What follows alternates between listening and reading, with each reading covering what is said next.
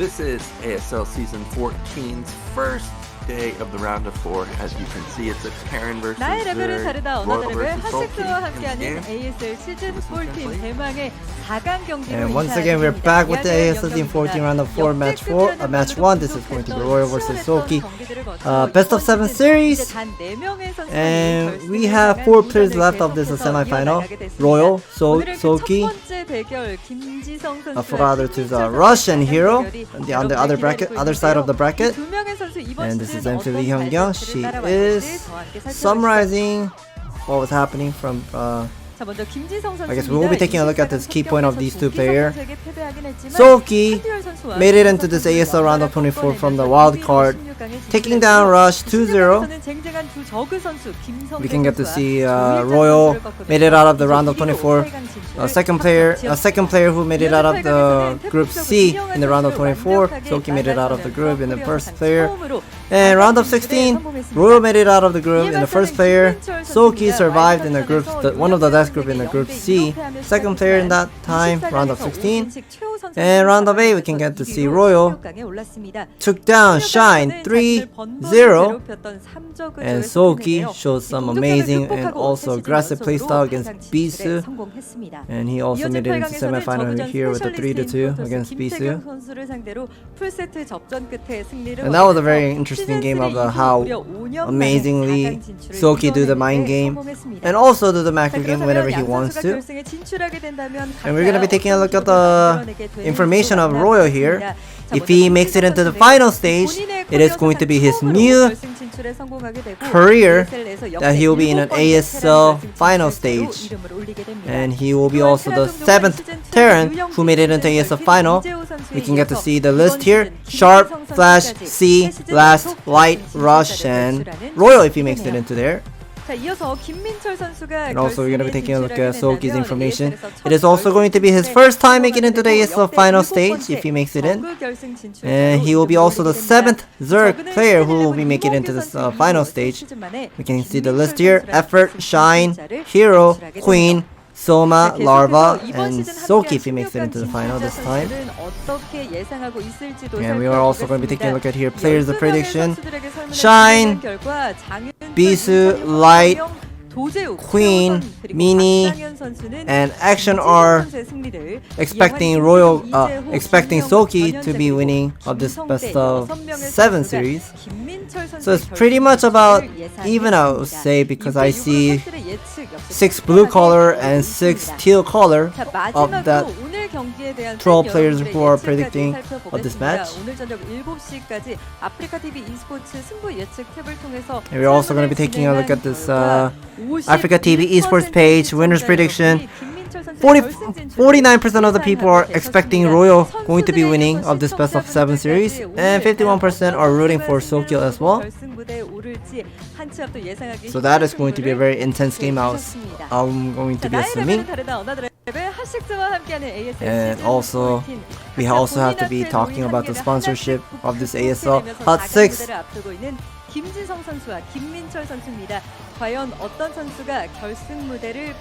So it looks like she is summarizing and wrapping it up.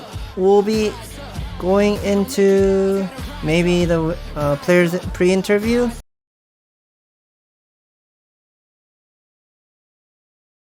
I'm not surprised by the predictions between the players.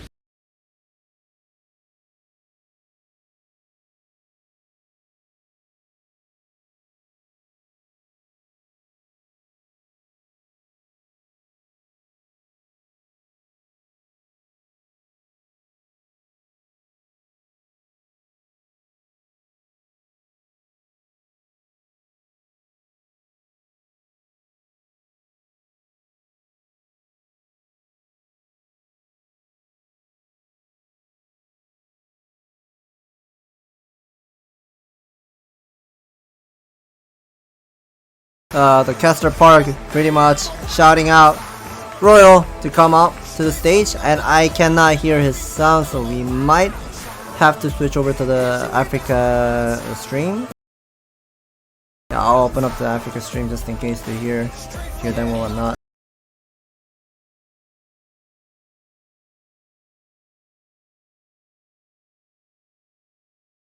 like Soulkey is gonna be also coming up to the stage. I cannot hear what he is saying, so we'll be opening up to the ASL mainstream platform. And this is a commercial of well, maybe we might be able to hear it while switching over to the other screen. Can we hear what he says? Yeah, I guess the one of the mic that the Custer Park is holding I cannot hear, but we can hear Royal's answer. Let's hear from here. 좀 많이 허물었다고 그래요. 와, 무너진 벽. So pretty much asking Royal, what do you think about Soulkey's Zerg vs Terra matchup? And Royal pretty much answered saying the amazing playstyle of his defensive playstyle, it seems like falling apart nowadays. That's what he was describing. And what do you think, Soulkey, about Royal's opinion?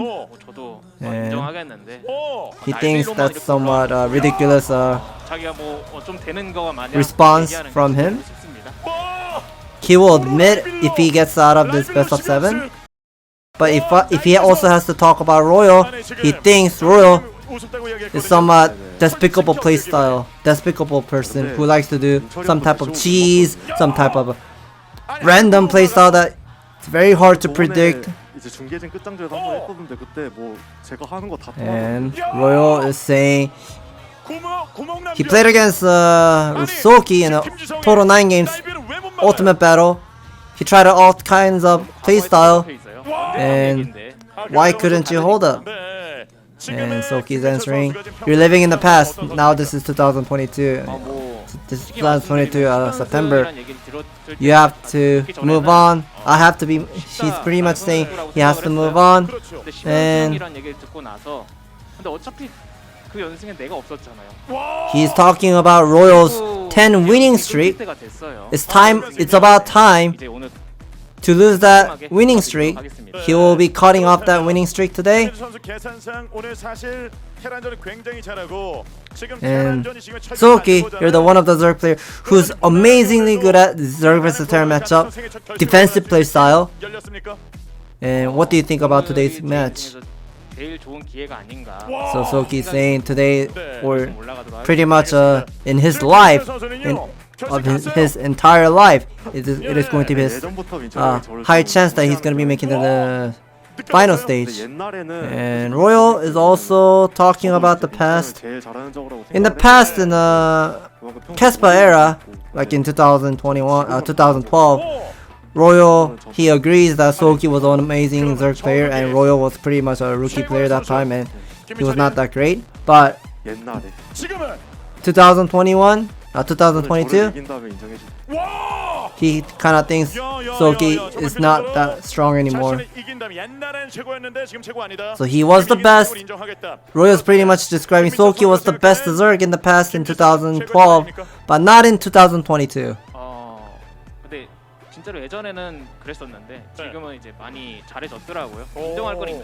So there are some parts that we have to be agreeing about. Would be Royal in that time 10 years ago, he was not that great. He was pretty much like a B team pro, but now he has been improving so much, and he also made it into this semifinal. So he also have to be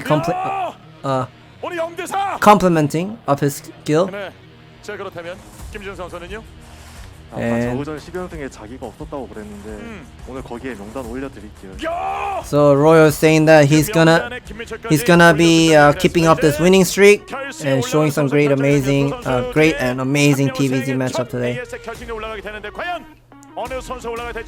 So we are done with the pre-interview, and we're gonna be moving into this ASL Season 14 Round of 4, which is a semi-final match 1, Royal versus Soulkey.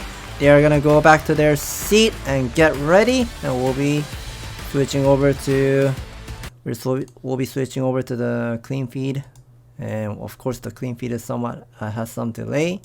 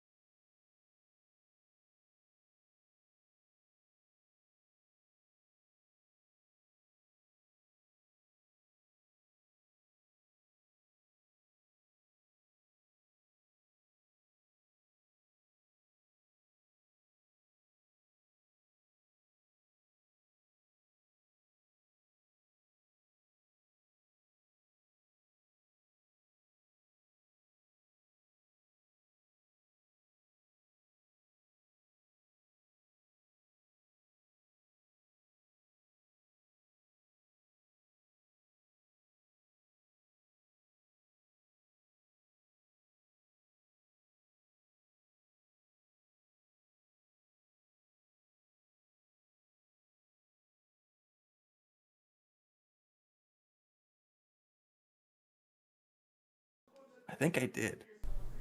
Wait, what was it? I missed it.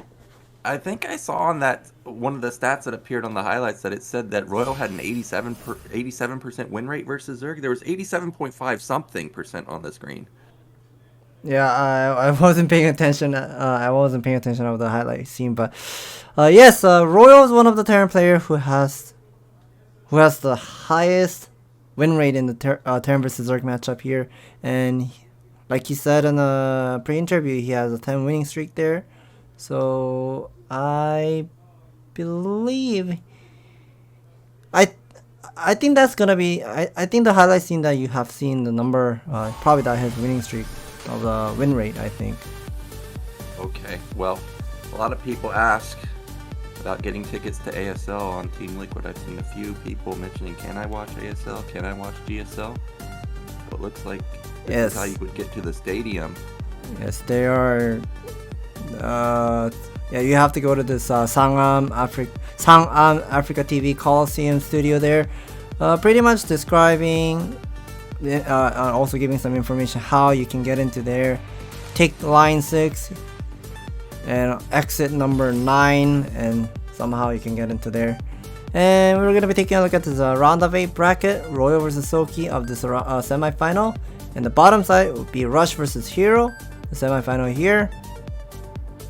Yeah, 2 TVZs. I don't think it could really get better in terms of Terran versus Zerg. I mean, Soulkey's monstrous. Royals, you know, I said last year that I thought it was going to be either Royal or Rush being a new face in ASL and be dominant, and it ended up being Rush last year. Maybe this is the year of Royal. He's making a case for it. And then, of course, Rush on the bottom side going up against Hero. Hero's done very well in the past few seasons. I think actually last season wasn't his best performance, but before that he had like back-to-back top 4s, and he's looking to make it into the finals for the first time in a long time. We get a rundown of the maps, and I am happy to see that our first map is going to be Arkanoid, because this has been a pain in Terran and Protos's every single time, except for Royal. It seems like Zerg just own this map. The only game that's been won by Terran, I think, is Royal versus Shine. Yeah, I think that was one of the scenes we can remember from this ASL Season 14. And I thought Royal is the one picking the map first, but I thought Royal was gonna be the one that choosing the map 1, 3, and 5. But I guess it was a Soulkey, because when I see the Silpha was on number 6 game, so I was assuming it was a Soulkey's pick. But never mind. I guess it was the map was selected by the Soulkey, picking near Arkanoid, Nemesis, and some other maps, Odyssey. And Royal's the triangle statistic information here, we can get to see his TVZ is insanely good, 87.5% win rate. Yeah, so that must have been the stat I was looking at in the highlights. And look at this. This is not something you see often. 10-0 goose egg for Zergs in the past 10 games. I'm looking at who he beat.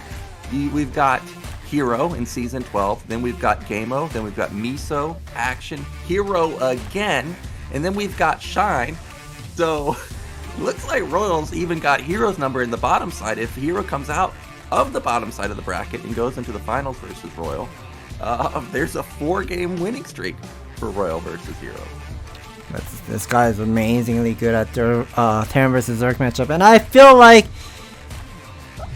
in 2021, when Flash was gone and pretty much like Light was the one having or creating all those type of like a Terran versus Zerg matchup, Terran versus Protoss matchup of like a standard textbook style, like the guidebook play. But I guess I have a feeling in this 2022, Royal is the one who's kind of like a person who's creating the meta nowadays.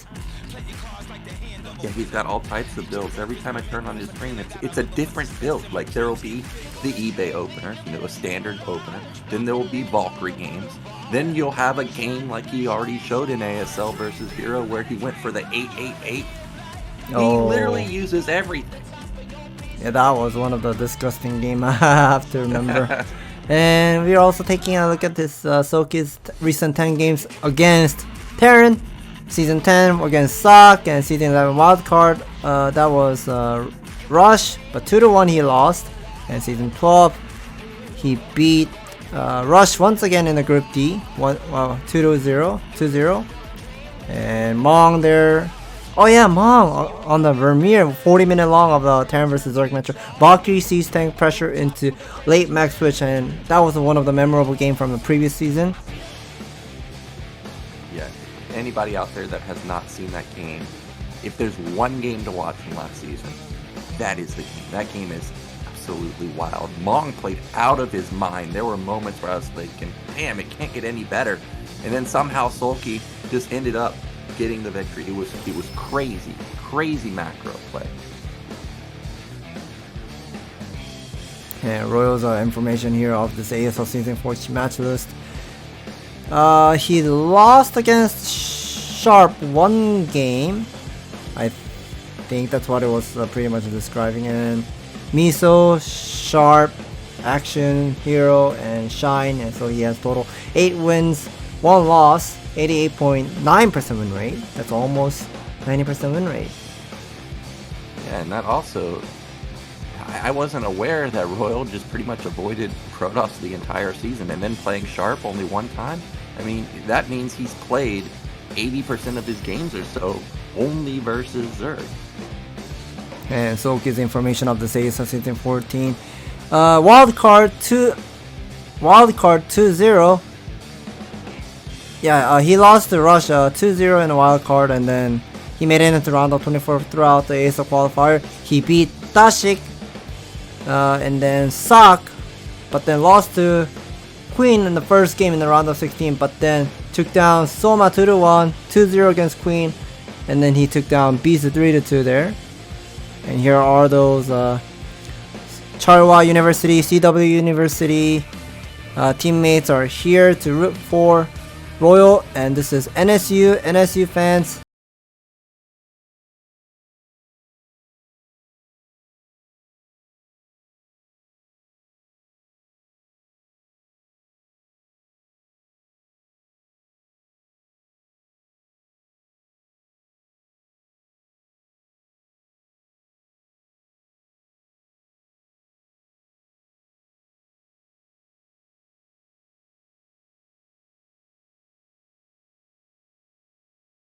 Looks pretty evenly split, kind of like the predictions that we had amongst the pros.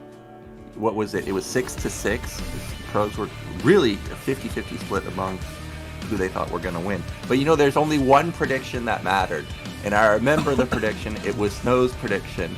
Snow says Royal's going to win 4-2, and in previous seasons, Snow's gotten every season or every prediction he made correct. So this could finally be Royal's time making it to the finals, I think. It looks like Royal's already ready, wearing his earphones and noise cancellation. And once those players are getting ready, and they will be starting the game soon. And it looks like Royal hasn't waken up yet. I guess he's gonna be sipping up some coffee to wake himself. He was focusing, I guess, meditating, focusing on himself before the game start, and our game is about to start. So let's get into game one. It's going to be Arkanoid between Royal and Soulkey.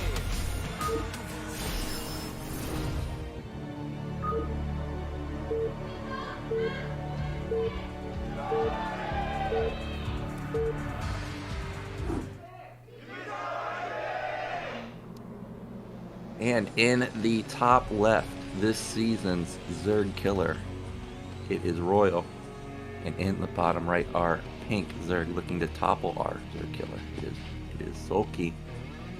The Arkanoid, we haven't seen that many games on here so far this season, but most of the games we've seen aggressive play from the Zerg in particular. Do you think Soulkey will go for an aggressive play here, or do you think we might actually get a macro game? Well, there are two types of build that Zerg can do in this map. Well, I guess three builds. One of the build would be all-in build with the I think it was Shine versus Sock that time, where he has gone for 9 pull speed link into Lair and then 1 hatch lurker build against Sock, I believe. And that's one of the all-in build you can do in the new Arkanoid. And the second one would be overpull, gas, and then tacking up really fast with the 2 gas all-in Muta, or you can get to see another 12 hatchery opening. Just placing down a 12 hatchery right next to your the neutral building at the expansion, and then slowly clearing it up with the 4 Zergling later on. And let's see what Soulkey will be picking. He's choosing the Orbital. Yeah, I thought we were going to get a hatchery based on the minerals being over 200 for a second, but it's not going to be the case, and this is going to be overpool gas. And this is going to be really fast tech. This is a 120 extractor. Generally, you're putting down an extractor around, 2 minutes, 210, something like that. So if he does go for 1 base Muta or low eco 2 base Muta, this is going to be 40 seconds faster than normal and could catch Royal off guard. And if he goes for... Ooh. Oh, is he 2-raxing in his main? Yes, he will be choosing the 2-rax build here against someone who has gone for 2 overpool build, which he's aiming to get that lair tech really fast, and then slowly clearing those the neutral creep with the 4 Zergling later on. And this is going to be the lair tech on the way. And Royal choosing the 1 base 2 racks opening. I wonder what exactly he would like to do with this. Maybe is he gonna be doing 1 base 2 racks academy steam pack rush, or is he just gonna be doing some other else? It feels like it has to be that, right? If it was gonna be some type of tank push with 2nd rack support, the 2nd racks would have been slower. He would have rushed that gas faster. The fact that the 2 racks are already done, yeah, that is going to be fast academy. So I was talking about how this lair is 40 seconds faster than normal. This academy is also something between 40 and a minute seconds, or 40 seconds and a minute faster than normal. So both players going for a really aggressive opener. Now I have to say I have not seen Terrans often knock down the buildings in Arkanoid and look to go for a push.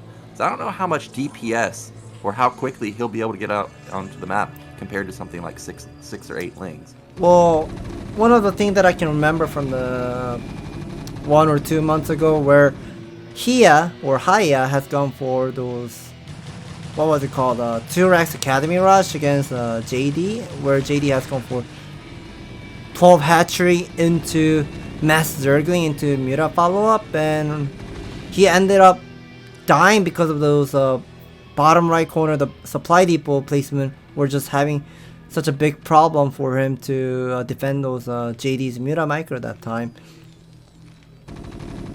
Yeah, I mean, it's a very strong build, and we may see how strong it is in just a second because medics are out. Spire, I think, is halfway done.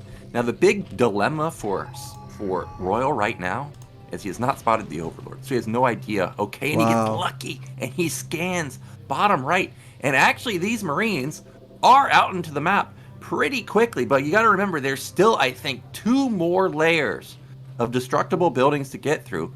Will the Spire be up in time? Also, the Overlord has not spotted it at all. He has no idea that this is coming. Even if he does get Mutas out, I think he's, going to have just 5? And this looks like upwards of maybe 10 to 15 Marine Medic. I mean, this is... I wonder how he figured out the opponent's location in this like a semi-island map, and now he's gonna be steaming forward, taking down those Protoss temple, and we can get to see Soulkey. He was making the Creek colony, but all of a sudden he cancelled it after those Muta production, and now he realized, oh, this Protoss temple is taken down really fast. Oh, we can get to see Soulkey also cancelled the 2nd extractor, but the Creek colony is not even done yet. It's not done, and I was waiting to see what he's going to be. Oh, actually, that's a turret. I thought that might be a bunker, but these Marines are focusing down the lings. They're all gone. Those Sunkens are going to die. Remember, all he has to do is get them down to 100 health, and then he can one-shot them. It's just, well, he does have the sweet spot of Mutas. It's 5, so he can one-shot the Marines. There's a Sunken. It did complete. Because that's a turret and not a bunker, the Marines can't fall back, and Soulkey does hold this just barely.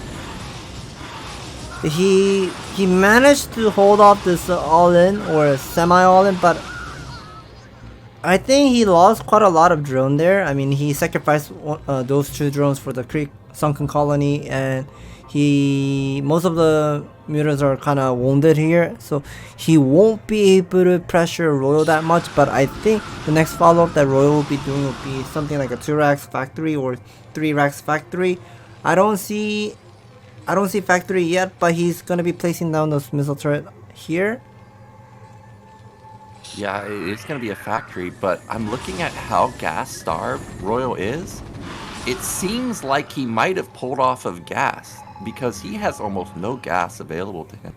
And if he doesn't have gas available to him, that means that he's not going to have an overwhelming amount of vessels. He's not going to have tanks either.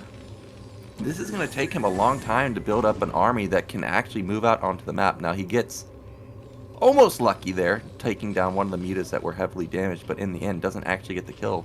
And even though Soulkey, I guess, lost a lot of drones in that attack, he's already rebuilt quite decently. He's Oh up my. to even supply. He accidentally, didn't like that yeah, Royal accidentally killed his own Marine there. I guess he wanted to press the A button on the right next to the ground, but I guess he misclicked there. And now the third racks will be placing down. Starport should be going up by now. And one of the thing that I have to be talking about here would be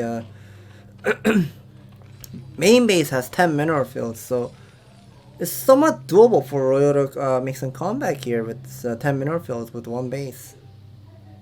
Yeah, he's definitely going to have a lot of money, but the problem for me is still that gas count. And this is Arkanoid. Look how many ledges there are. Anytime these Marines get close to the ledge, whether it's on the right side, the left side, he's got to be worried about just getting instantly some of the Marines sniped. Now, he does scan, and it looks like it faded away, so he doesn't see that there's actually a hatchery there, so he may be thinking that Soulkey's all-inning. And we know that that's not the case. And we do know that also Soulkey's not building up that many more mutas. I think he's going up to 9 or so. But he's got a Hydrogen at bottom left. So he is going to be transitioning into Lurker. Yeah, Soulkey is expecting Royal's going to be having that vessel in next 1 or 2 minutes or so. So Soulkey cannot be using the all-in muta build, and we can see the science facility is semi-done. This is really fast one base vessel here. And Soulkey is trying to find some sweet spot and try to force Royal to use the Stimpack as much as possible to waste Maddox's energy. And now he's going to be diving in and really be able to pick off some... Oh my god, that was a misclick from Soulkey. A lot of mutas has taken a lot of shots. Yeah, big misclick there, taking a lot of damage, but critically for him, none of the mutas died. He still has 8 of them. And we do have the Hydras popping out in just a second. Royal trying to clear up some of the buildings so he can have a better way of getting outside of his base. And this is what I'm talking about. These ledges, man. He kills a couple of Marines instantly. And then, of course, Soulkey with the perfect micro. Micro's back, doesn't lose anything. And with the +1 weapon, he's going to kill these units really fast. And 4 Hydralisks are out on the map. And now Soulkey, he wants to buy some time for the Lurker production, but it's just things are not working out well here. And I don't see I don't see the hive tech yet from Soulkey here. So if Soulkey wants to survive from this attack for the next attack, then he has to be cutting off that first vessel or pick up lots of Marine with the Muta Micro. But if he does not able to pick up those M&M or the vessel really well, then the vessel count is going to be slowly getting large and large. Well, Marines are trying to take down these eggs, and he will. The mutas did get, I think, 1 kill there. I think Soulkey, even though he doesn't have hive yet, I think he's fine, because there's so many tiny chokes here. I'm just wondering, how can Royal actually get into a position where he can push through a choke into Lurkers with just a single vessel and Marines? The Marines, I don't think, have armor upgrades, so they're not going to be able to tank a shot. There's also the muta support too, and he's going to move across here. But I just don't know where he's going to actually attack, because there's at least 4 Lurkers out. You can see them sitting outside of the main entrance on Soulkey's side of the map. And that was a nice split for Soulkey to save those Mutalisks, and now those 10 Mutalisks are just going to be doing lots of work. He's trying to confirm whether there is a command center or whatnot, but he hasn't seen this command center on the left side yet, I guess. But now the command center is going to be completed, and now Lurker X are... I think Lurkers are stacked. Yeah, there's 4 of them stacked right there. Now, Royal's taking down the buildings on the left side, and once those get down, Soulkey's going to have to reposition his Lurkers quickly, because even though he has at least 6 of them, He doesn't have them on the left side. Look at this. Royal's acting like he's killing the building on the left side, then instantly goes back to the main because he thinks that the lurkers could have been repositioned already. So it was a sneaky move, but Soulkey a little bit too good for that. The Muta's still the vessel, but he does get the irradiate off, and it does a lot of damage. Well, that sacrificing one of the vessel and picked up about 3 Muta. I guess that was a decent trade for Terran here and not a good trade for Soulkey, because if he loses that much of a Mutalist, then you can see from this map design where the dropship can just move out anytime whenever he wants, and those +1 Marine medics are just taking down those the Xel'Naga temple really fast, and now the missile turret is going to be taken down, and I guess he's gonna be surprising where the hell those 2 Zerglings came from. And those 4 Mutals are gonna be still doing some work here, and this is really annoying. Even if the vessel is the one has to be immuning or pretty much like stopping all those Mutalist harassment, but it's just kinda doing so much of a work with the 4 Muta, and where it's gonna be slowly has to be recovered from the damage where he has taken. Yeah, and he still doesn't have critical mass vessels, so he's irradiating, but it's just one at a time. It's really not getting a lot of damage done all at once. And we can see Soulkey, he had his Defiler mount almost done, and he's going to be completing that in just a second if he hasn't already completed. Here comes the Royal, but there's 4 lurkers. You're not going to be able to get through that dude, and he instantly is going to have to back off. Yeah, that was a small mistake here, losing about... Yeah, I think that must be the wrong rally point of those Marine. And now he has to be paying attention and slowly taking down the Xel'Naga temple once again. And once those Xel'Naga temple are destroyed, then this is going to be a wide open second base for Soulkey to defend. That means he has to bring in more of his lurker. Okay, those are once again the Mutals are going to be doing the backstab, picking up some Marine. Yeah, these Mutas are just doing ridiculous amounts of damage. It's not even an overwhelming amount of Mutas, it's just 3. And there were only 2 links there a moment ago, and they're just racking up so many kills. Now finally Royal has split up his army, and is there only 2 lurkers? Look like there could actually only be 2 lurkers under or burrowed right now. So maybe he could have busted, but I think it's smart to back off. And we do see second starport is done, so that vessel count will start ramping up in the next couple minutes. And Royals once again doing some work, killing those power generator on the right side of or I should say the third expansion of Soulkey's. And now Soulkey has to be bringing all of his lurkers and some of the defiler as well to defend here. And now this is a 1-1 upgrade to M&M, and okay, it looks like Soulkey has the Hydralist speed, so that is going to be a Hydralist, lurker, Zergling with the defiler transitioning into maybe super late Ultralist if it's possible, but we know that this map design is somewhat like a 3 gas or 3 base contained like forever. Like it's very hard to take the 4th expansion for both of the players, so I don't think Soulkey is interested of going for the Ultralist build, so that's why he has gone for the Hydralists. And Hydralists are pretty darn good. I mean, they're pretty darn strong and taking down those Marine whenever they have decent amount of upgrade. Yeah, I mean, Hydralists are very good. And I was thinking just a moment ago, how is Soulkey going to get a unit or a drone out onto the map? And I guess he upgraded drops because somehow there is a hatchery going up at top right. And now we're seeing the Hydras under Dark Swarm, and there's the Plague. And this is what I think is the hardest comp to stop when you're going bio, which is Hydra, Defiler, Lurker with Plague. You have nothing to hit the Hydras under Dark Swarm, and then they one-shot any Plague unit. And that's what he's going for, because that is a ton of Hydras. And we can see Royal slowly switching into Mass Tank, because against the Hydralist, you kind of needed to have those decent amount of Siege Tank to stop those pressure. And M&Ms are getting sucked in because of the Plague, and now these M&Ms are pretty darn low HP. One shot, one hit by the Hydralists, and Hydralists are very strong against those Marine Medic. And Royal does not have +2 weapon upgrade at this 15-minute long of the game. Oh, but critically, he hit before the Defiler had 250 energy to drop the Plague and the Dark Swarm combo. And that allowed him to push back the Hydras. relatively easily, and we do have speed on those overlords, and we've got drops on the overlords. So that is how Soulkey got a base at top right. And remember, Zerg can just build a Nidus up there, so he will be able to defend it from drops in the future if he has to. And I'm looking at the vision of Royal. As long as those overlords don't go over the Marines, Royal has no vision of the left side of the map, but it looks like Soulkey is gonna fly directly over them. Yeah, now Royal will be figuring out where the hell that Hydralist just came from, and I think he has to be paying attention. Okay, that was just a single lurker, and the matrix on the fire bat is just soaking over lots of hit, and somehow he managed to break it through. And now Royal has to be defending his second expansion. His third expansion is running, but one of the fire bat is somehow surviving. Medics are healing it up, and Hydralists are not protecting the base correctly. Okay, that's quite a lot of vessels to defend, and yeah, there's no lurkers over here at the third expansion. And Soulkey, you gotta be paying attention. Hydralists cannot be picking up those Marina and Firebat inside of the Dark Swarm.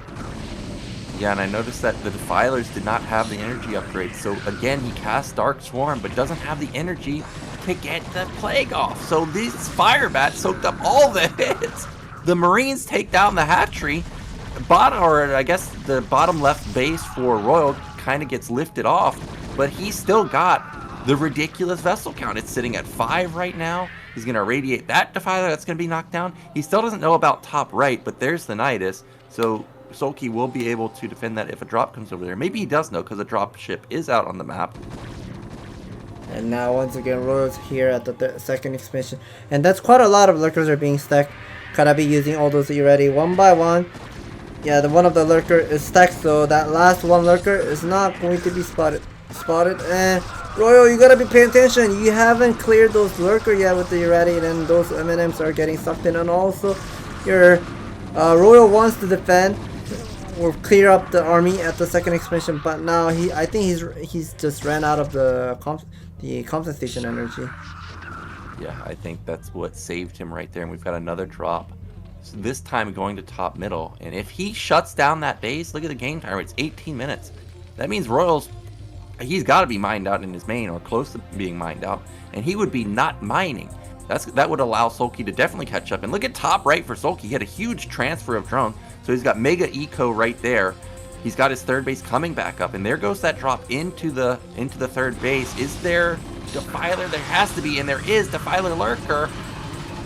Yeah, those mutals will be dying, and lurkers are just gonna be easily getting cleared up, and we can see the dropships are now moving out. Oh, okay, unloading the siege tank in a sweet spot, but dropship does get picked off. I'm not sure whether that siege tank placement is a good placement to do the harassment, because Soulkey can just load up some of his lurking and just drop it and clear those army away. Yeah, it was a cute idea, but since Soulkey already had drops, in the end it doesn't do much damage. Now, talking about doing a lot of damage, that's a plague that hit all 5 of the vessels. They're going to be one-shottable, and Royal needs to be very careful to not lose those. I would say that's probably his lifeline in this game, because the Marine medic, other than the bust at top right a minute ago, haven't really done much damage at all this entire game, and the Hydra's almost catch a couple of vessels, but nice pullback from Royal there. And nicely ready and peeling up some of Defiler and lurkers there, but I don't think Royal still hasn't. I don't think he hasn't figured out of the 4th expansion yet. So Royal may think this game is still doable with this behind upgrade with the +2 weapon upgrade versus a +3 armor upgrade, and I don't think he has scanned the 1 o'clock and the 7 o'clock at all yet of this game. That was a missed opportunity on those Hydras right there. He picks off one of the vessels, but those are both one-shottable. Hydras and Lurkers moving into position, so this is going to be another stopped attack by Soulkey. Really good job on the defense, and now he's evened up the supply completely. It's 101 to 99. He's got 4 bases. He's got the armor upgrade. He's got good weapon upgrade too. I think he's sitting at also +1 weapon himself. We've got another drop into the top middle base. It's probably again going to be Lurkers, Defilers. I saw the army here once again and doing some amount of work. And I guess Royal knows he cannot keep up the game anymore. He taps out. Yeah, that Academy timing was really slick, but the mutas were just barely out in the nick of time, and Soulkey had great harassment with those mutas. Remember those mutas and lings?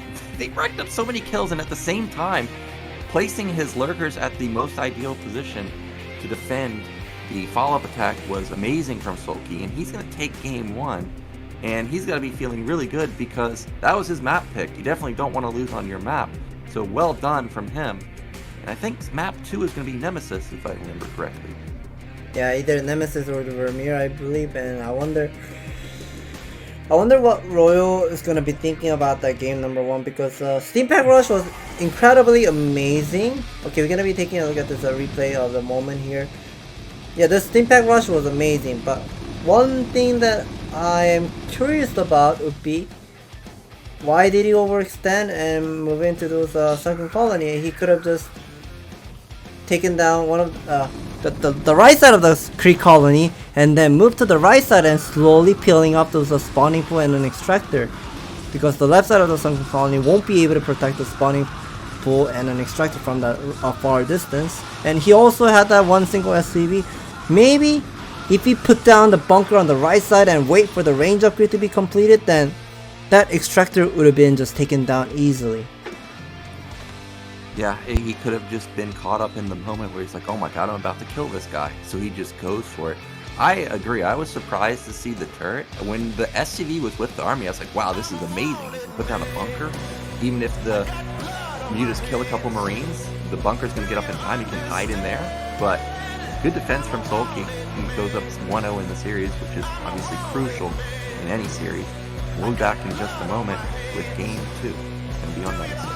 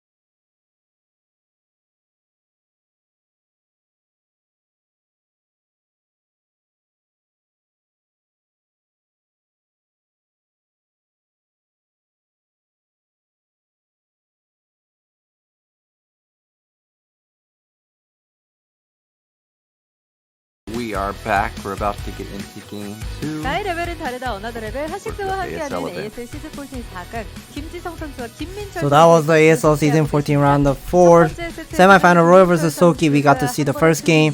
Near Arkanoid, one of the crazy game with the one base playstyle from Royal, and Soulkey started with the overpull aggressive playstyle with the Muta build, but he managed to hold off that steam pack rush from the crossbun. That was an amazing play from Soulkey defending the Royal's timing attack. And before that, before we go into game number 2, they're also advertising of the winners prediction event on the Africa TV esports page. You can throw out some gems and also try to guess who's going to be winning. You can also get the ASL mini fan and ASL Season 14, the final stage that is going to be cast on October 8th. That is going to be the 5 p.m. Sangam Africa TV Coliseum studio. The tickets are going to be start selling on October 5th. That is going to be Wednesday, 5 p.m. There are 503 seats available. And who's going to be the person who making it to the ASL final stage? And the second map is going to be played on Nemesis. And Soulkey up 1-0. Speechality feeling fantastic, not only starting up 1-0, but also ending that 10-0 win streak for Royal. And Royal, who was probably really confident, versus their... Well, now he's gonna... I guess bring out even more coming into game 2, because Soulkey has already shown that he can go toe to toe with this guy. And is that chocolate milk that he's drinking? Yeah, it's one of the chocolate milk we sell in Korea, Chocoemo. And I guess he needs some sugar for his body to wake himself and try to get his paying more attention of his playstyle. Because near Arkanoid and Nemesis are pretty common. There are some comments between those two maps. They're pretty much like a semi-island, and looks like players are ready. We're gonna be moving to game number 2, Nemesis.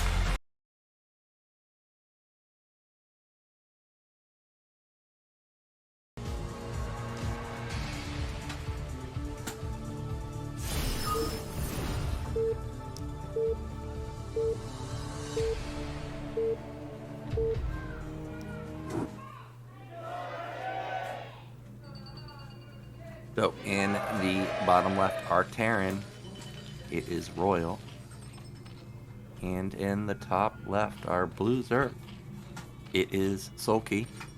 So we have seen Royal on this map earlier in the season. If you remember, he had bottom right, I think it was versus Queen, was it? He ended up going for that wall off into 2 racks timing.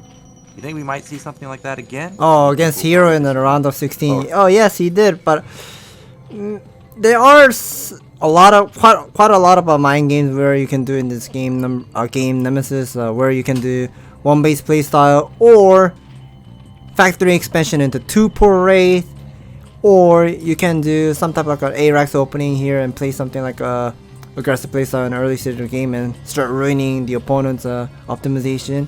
But we are going to see, not sure, I'm hearing the SAB is constructing something, I'm not sure what that sound is for.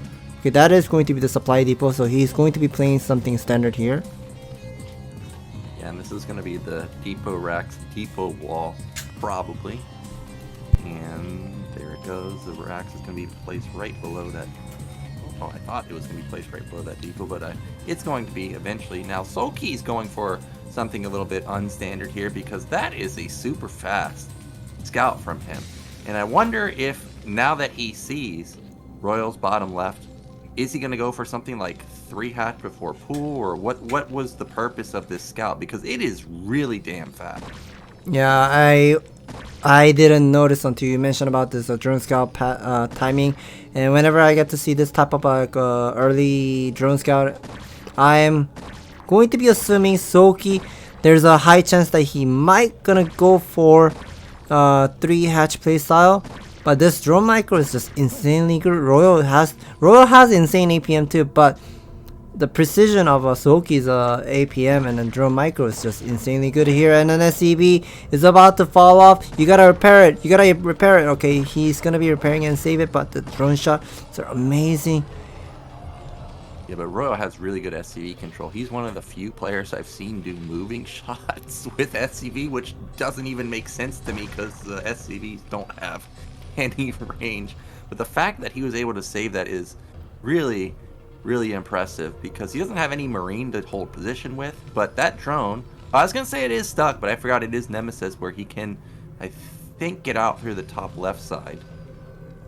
The one thing that I'm noticing from Royal is Royal figured out Soulkey has gone for the 12 hatchery, but he's making more Marine production into slow command center. So I have a feeling there might be a chance that Royal might gonna be doing some type of like a small pressure with like a 3-4 Marine pressure in the early stage of the game, and I wonder what that SCV is gonna be doing all the way over there.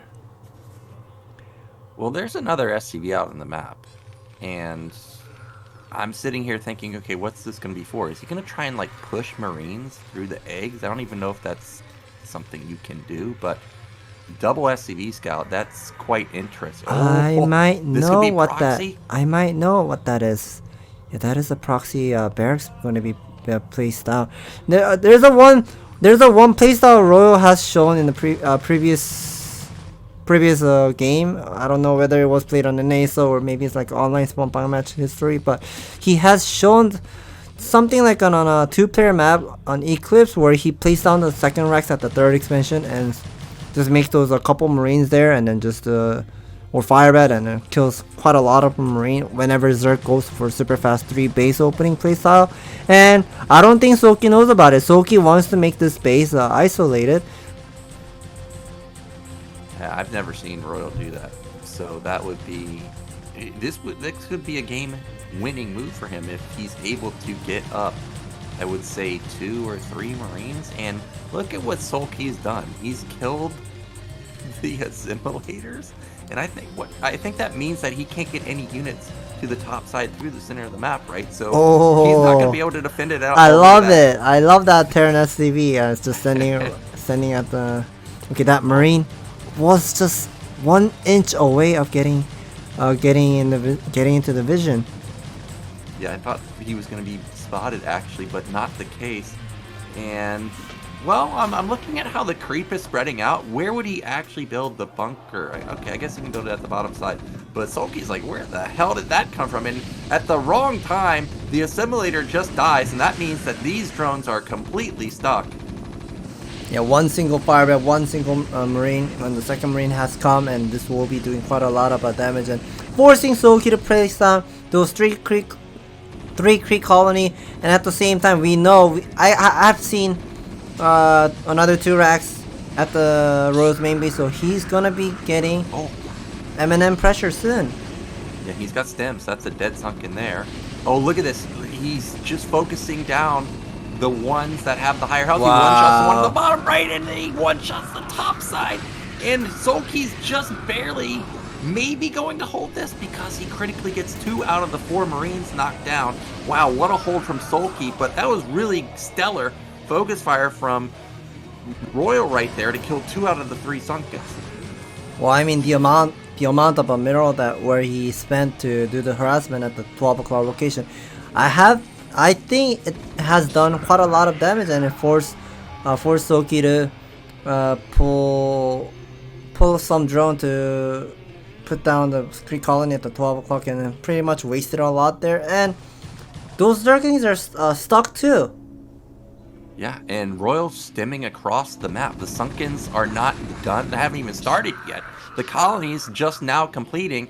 The mutas take something like 25 seconds to get out, so Royal still has something like 10 seconds to try and end this game. That Sunken's gonna get focused down. He's gonna try and focus down the second Sunken, but he did double stem there, so you can see 3 out of the 8 Marines end up dying. Muta pops out. He's gonna almost get this, but there's only 3 mutas or 3 Marines left over. So Soulkey again just barely gonna hold. Well, the amount of M&M has been sacrificed to do the amount of damage, and that is very interesting. Second gas is already being mined from Royal. That means factory is already done from Royal here. I can see the machine shop is being added and the starport follow. One of the proxy racks where he had at the 12 o'clock, that can be destroyed. He doesn't really need it. That racks has done its job. Yeah, it's definitely done its job. I think Soulkey committed something like 500 resources to defending that single attack at the top middle, so really interesting strategy. I'm sure Zerg's on the ladder will be facing that in the near future from Terrans. But we do have the 4 racks factory, or 1 factory, 1 starport follow-up from Royal. This is very standard. And he's going to have a really strong follow-up attack. I haven't seen a big building go down for Soulkey anywhere, so I don't see Hydrogen, and that's an armory actually. I was expecting Vessel. This game somewhat I'm remembering from a previous season. Mong versus Soulkey on round of 24. Valkyrie sees tank pressure, and then he ended up switching over to late mech style. And I wonder what Royal is going to be doing in this game. Whether he's going to be doing the late mech play style, or is he just going to be pretty much stopping those mutalised harassment with the Valkyrie and then maybe switch over to the vessel production. Let's see what he's going to be choosing. I'm seeing he's not mining the second gas with the 3 SCV there. So he wants to balance out the mineral and the Vespene gas as much as possible. That supply depot, I think he needs to be giving up. If he's just over committing and try to defending that supply depot, then he might going to be losing more Marines. So just let it die. And let's see what Soulkey is going to be doing here. Yeah, losing both depots is actually a big deal because it's supply blocked Royal, and we know that Valkyries take up a lot of supply, so this could stall the attack for a couple more seconds, but take that back because 2 tanks are already out, Valkyrie is already out, but I don't think Royal realizes that these mutas are racking up more kills, and the Hydrogen and Queen's Nest was placed at top middle, so he does actually have that tech, but that muta count is just really, really high and dealing a lot of damage. Well, don't tell me that Valkyrie will fall off. Oh my god, I hate to see when the Valkyrie falls like that. Oh my gosh, this placement of the buildings with the turrets and the ramp being right there, bugging out the AI of the tank. The tank gets picked off, and those mutas, I guess, have +1 weapon. So they're gonna almost 2-shot the Valkyrie. He's gonna get another one, but he does take a ton of damage though. But there's still enough mutas left over, and they have enough health to actually just sit here and harass continuously. Wow, those 8 mutas are heavily wounded. And I hate when medics don't follow my Marine medic. And now those 2 medics just died randomly. And 3 medic, I mean from 5 medic to 3 medic, that's a huge difference. I mean, whenever you get into the big engagement in the middle of the fight, then you can see how easily your Marines are getting melted. Or if you have a lot of medics, then you can see how fast your Marine medics can be protected from the medic healing. And another Valkyrie. Gotta be careful. You don't want to keep losing your Valkyrie here. That's your 3rd Valkyrie. Okay, this time around he does a lot of damage with that Valkyrie, but he did take 1 swipe from them, so he got about 75 points of damage. He's still 2-shottable here. He's gonna be very careful. Okay, Scourge are gonna come in, and the Valkyrie does not get killed. But the tanks critically both get knocked down, and that's all Soulkey had to do was take down the tanks. Now this push is stopped. There's no way that Royal can continue to try and bust in here. You can see that Soulkey's aware of that because he already sent 2 lurkers to the left side of the map. Royal stems in here? I don't know about this. He doesn't have that much DPS. There is 4 Sunkens, now just 3, and 3 lurkers. Oh my god, he's That's just another dead. I think he's just wasting all those Valkyrie for nothing. I mean, I think he's just nervous in this game number 2 from what I'm seeing. I mean, he had a huge lead. The build order win. He had a build order win, and all those mind game where he had with his Valkyrie siege tank pressure. The amount of his siege tank and the Valkyrie where he lost is just so much. I mean, okay, now the another Valkyrie will be coming up. Eminem will be picking up one of the lurkers, 2nd lurker, 3rd lurker, even 4th. Oh, that was really good focus fire from Royal there, but the lurker is still just a little bit too much. 1 lurker remains. But Hive is done. Night is coming up. Defiler Mountain's going to be coming up. But Royal's relentless with this attack. He did scan. He needs to knock down that lurker, though. He does. And the muta count has been dwindled down to 3. Soulkey may have actually overstepped with that lurker move. And now, Royal might actually be able to bust. He's got another Valkyrie. He does need to be careful, of course, because those mutas have done so much damage to the Valkyries. I think this is actually the 6th Valkyrie he's built. Where are the Scourge, though? Oh, there they go. Well, Valkyrie already has done quite a lot of damage, and those. Yeah, Soulkey knows he cannot defend this pressure with this lurker switch. He cannot wait until those consume upgrade to be completed and the lurker X to be completed to switch over to Lurker, and he's trying his best to pick up the Marine, but not going to be working out well. Royal's going to be bringing another Valkyrie, Siege Tank, and I wonder what the next follow-up from Royal. The giant buildings are going up above the barracks. I think that might be the additional barracks where he's building. And these number of Siege Tanks are slowly pushing forward, and drones are just being sacrificed and placing down more Kree colony. I think Soulkey is not going to be able to hold off this. Yeah, it doesn't seem like it. I thought for sure he had held it once he repositioned his lurkers behind his mineral line, trying to go for like a counterattack at the backside. Valkyrie still doesn't fall, and for the first time in this series, Royal's gonna strike back and tie it up 1-1. I thought he was doomed after he lost. What was it? The first 2 tanks and 2 Valkyries? That was insane play. I mean, both of the games, I feel like Royal won the mind game with those Steam Pack Rush. I mean, but the decision making where he just wanted to dive into the two Sun colony was so bad, in my opinion. And game number 2, he had amazing mind game with the proxy barracks and hurt the middle base, the top middle base. Really, it did quite a lot of damage and pretty much hurt Soulkey to recover there. And the next follow-up, the next combo where he did was the Siege Tank and the Valkyrie pressure. And that was amazing counter against those Muta Lurker build against the slow Hive Tech. And I guess he's just not having a great feeling today. I'm just doing quite a lot of mistake here and there today. I would have to rewatch this replay, because where did it go wrong for Soulkey? Of course, the top middle attack, we know that that's one of the places it went wrong. But the Muta follow-up just did so much damage. How did he not hold it? Maybe the Valkyries just slowly built up a decent chunk of damage on the Mutas, where they were too low to actually engage the army when we saw the Lurker Muta combo attack. I don't know, but what I do have to say though is that if we see Valkyries again, Royal's gonna have to be more careful with them, because he lost 5 of them and really did not get much damage done, at least initially, with them. And if he does that again, I think Soulkey will have a better result. I don't expect Soulkey to die again if he picks off the first couple Valkyries for free, essentially. But we're going into now Soulkey's pick. It's going to be Vermeer, and we've got another big map.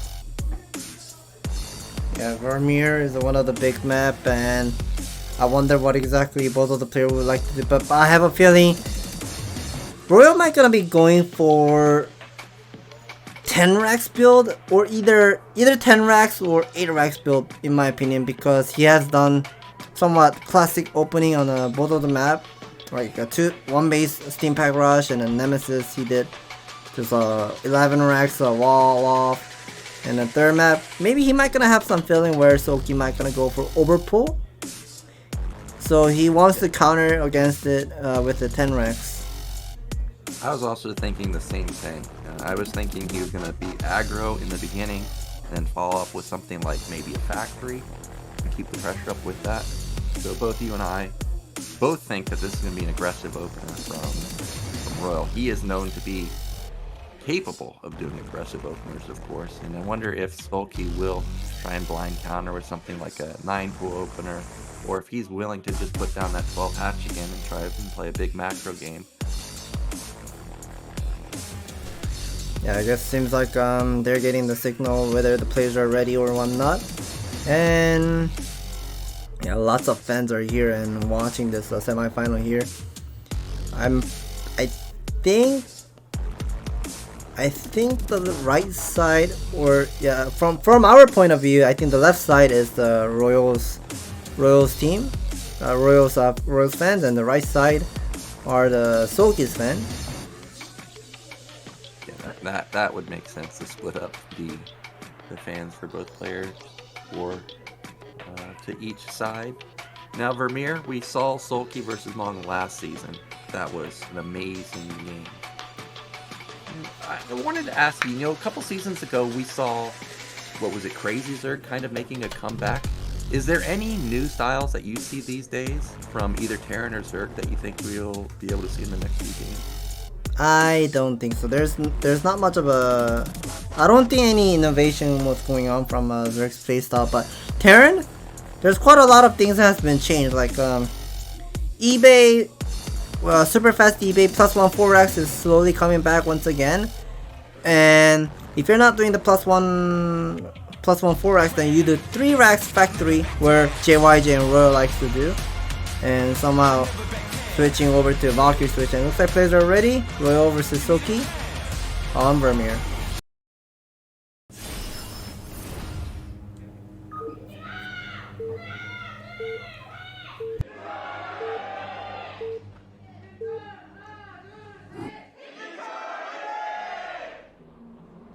And in the top left are Red Terran, bringing the score back to 1-1. It is Royal. And in the bottom right, just barely not able to hold on in game 2, it is Soulkey. And we do have cross spawns, so if there is an 8 racks or some type of aggro play, Royal is going to have to, or Soulkey's going to have a couple more seconds to defend it. And so far, we do not see any SCVs being sent out from Royal. I haven't even seen his camera go to the center of the map yet, so maybe we won't see an 8 racks this time. One other thing that I can tell from Terran's perspective that would be 11 o'clock is it just seems so hard to defend. It seems just so hard to defend of the natural expansion with the missile turret against the mutalised harassment, and also against those type of like pull first build, like a 9 pull or either over pull. Then you have to be like placing a couple of SCB at the ramp and holding up easily, but sometimes it is also hard to hold up. And let's see whether Royal will be doing 10 racks build. Yeah, we know that he does play 10 racks, at least in Terran versus Protoss. And there's 10 racks. Yeah, there it is. Now, I can understand the reasoning in Terran versus Protoss. You want to get out that faster Marine, whether it's to pressure the Nexus or have an additional Marine, almost an additional Marine for Zealot pressure. Versus Zerg, I guess it will help you versus that 9 pool. I think this 10 racks is something like 8 seconds faster than a normal 11 racks, so it does give you half a Marine faster. Oh, this guy, he's relentless this series, man. He just wants to be in Soulkey's face every single game. Well, I guess this is just somewhat recalling from game number 1 on New Arcanoid. The crosspawn 11 versus 5, Steam Pack Rush versus 2. Well, this is not a overpull layer tech, but somewhat similar game. And if Soulkey does not spot the second racks and also sees how much of a Marines are coming out and then slowly pushing out, then he won't be able to know. And that's very interesting. Rose sending out another scouting SCV to figure out whether the opponent is located at the bottom left or... Yeah, that is a very interesting scouting pattern. Or maybe he just wanted to confirm whether the 9 pull links are coming from the 1 o'clock as well. So far, Soulkey may just think, oh, this is somewhat standard, and that SCV has to be careful. Whether is he going to be just go back home and mine the mineral? Okay, now he's not going to be doing that. That drone is coming on the way here, so... Yeah, and that Marine needs also to be careful to push it in that direction, which he does. So that means that the drone's unlikely to come back to the top side. Oh, that Marine almost got rallied to the front of his base. Now the drone may be curious, why are you moving out with 2 Marines? Oh, he cannot let the drone get in and see there's no command center! And I think he got in range to see that there's no command center. So Roy or Soulkey should know something's up, but does he know it's a 2 racks is the question. He may be thinking that this is just a factory follow-up. I don't think he would know, because I see he just invested 100 Vespin gas for the metabolic boost, which is a Zergling speed on the way. So that SCV is somewhat tricky for him to figure out. That's a 2 SCV pool. And I see Royal has not mined his refinery. He hasn't built the refinery, so this is just going to be pure Marine SCV rush. And this is a random 2 SCV 5 Marines coming, all of them no sudden. I'm hearing something being cancelled. Okay, the bunker is going up, but this is far away from the hatchery. This is not in range of the hatchery. The sunken will... Oh, he catches a Marine! And I think Soulkey's going to actually hold this. He's got a decent amount of lings, a decent amount of drones. The sunken in the back, this should complete. It should complete. I don't think there's enough DPS on the Marines to knock it down to 100 health. You can see he's scrambling to get up those lings, though. And that bought time to let the sunken at the top complete. And this is just Royal basically completely, or okay, I guess he's not completely all in because he's gonna put down the command center, but he doesn't have that gas like you were talking about. So there's no stem, there's no academy, there's no range. And here's the one thing that I have to mention. I heard Zerg canceling something, and that might be the lair tech. Please show me Soulkey's main base. I don't see he's mining the gas. I don't see him building any Spartak on the way. But those Zerglings, will be sneaking out, but I don't think it's going to be doing that much of a damage because Royal's just going to be slowly recovering and placing down the second command center now. And the bunker completes, and he does see that the command center just now started. And if that is a canceled lair, that's going to be heartbreaking, which it was. It would have been different if Soulkey had still been able to get up a spire and go for counter harassment, but now that he's reset back to the Stone Age, basically even in tech now, because Royal's starting to mine or get his gas up and running, Royal's actually in a fantastic position right now. Yeah, those Marine will just die, but I mean that those Marine has done quite a lot of job and pretty much forced Soulkey to pull quite a lot of drones to defend that bunker pressure, and also force Soulkey to place down those three sunken colony where he does not want to place it down. It just doesn't seem that great. I mean, those sunken colony has to be in a vertical straight line to defend against the steam pack rush or steam pack and range upgrade, but just not that pretty to defend. Yeah, and also I think the mining is not optimal anymore for not just the minerals, but even that sunken at the bottom might mess up his gas mining. So Soulkey, he ends up defending it, but actually what I thought was Royal being completely all in with the no tech, actually he transitions into command center. Now he's in an amazing spot. Look at this, academy's done. He's got stem coming in. His spire's only halfway done. He's got almost perfect saturation at the natural. So Royal looks fantastic. And we do have the 3 racks that you were talking about. We don't see a 4th racks anywhere, so I imagine factory's gonna be coming down in just a moment also. I'm hearing the first game just went off to see how fast the Spartak is, and the lair, and also the hatchery is just going up, so he knows this is going to be the in-base 3 hatchery with the 2 hatch mira follow-up. But Soulkey, his mirrorless timing is just somewhat delayed, and maybe that might help Royal to just go for the factory immediately. Well, we don't see it just yet. Instead, he's gotten +1 weapon and probably range coming in also. Meanwhile, Soulkey still banking that gas and minerals for his first 6 Mutilas. They're not out on the map just yet. He just now spent them. And SCV looking for a hidden base, but you gotta remember, he just scanned and he saw the 3rd hatch in the main. I don't know if Soulkey could possibly have enough money to afford a hatchery, but we know that that's not the case. But regardless, Royal on top of his scouting. And we are seeing those M&Ms are slowly pushing forward, and those are the 3 turret placement where he wanted to defend the natural, and I don't see the factory yet. I'm not sure why he hasn't placed it down the factory. Maybe he just does not have enough minerals to place it down yet, but I guess with this mirrorless timing, the factory should be starting by now whenever he has enough money.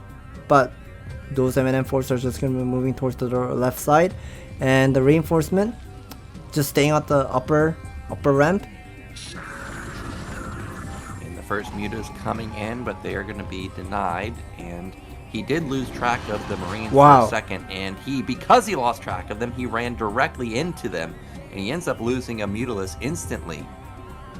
And there's an SCV watching the hatchery being warped, so that will help Royal to save that one of the compensation energy. And medics are not following those Marine again. Oh, I hate it. I always just wonder, like, why do you just wander off by yourself? So it's nice to see that even a pro has this happen to them. And he does still have a decent amount of energy on those medics. I saw them have, what does he have, 4 medics, and he's got a decent amount of energy built up. So this is a menacing army, actually. This is 2 groups of Marine medic, and top right may be on the menu, but for now, Soulkey's just going to try and counterattack with this harassment at the natural. I don't think he can actually stop this army. This is so many Marines.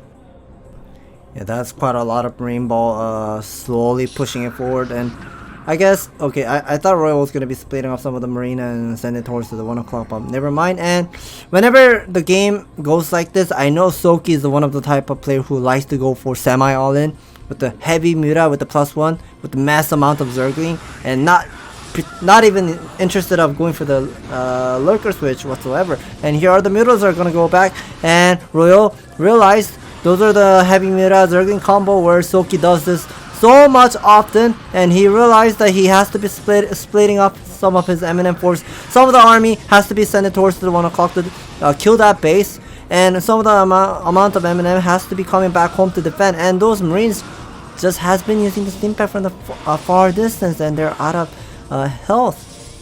Yeah, and this was the perfect move from Soulkey, even forces a lift off. I didn't realize he killed that many SCVs. I thought he was going to just sit on the ramp and just kill the Marines over and over and over as they came back from the center of the map. But top right is going to die, but Soulkey did a lot of damage to the main. But like you said, Soulkey is someone that will just continue to all in this, and that's exactly what he's doing. I didn't see a Hydrogen anywhere. This is a lot of Ling.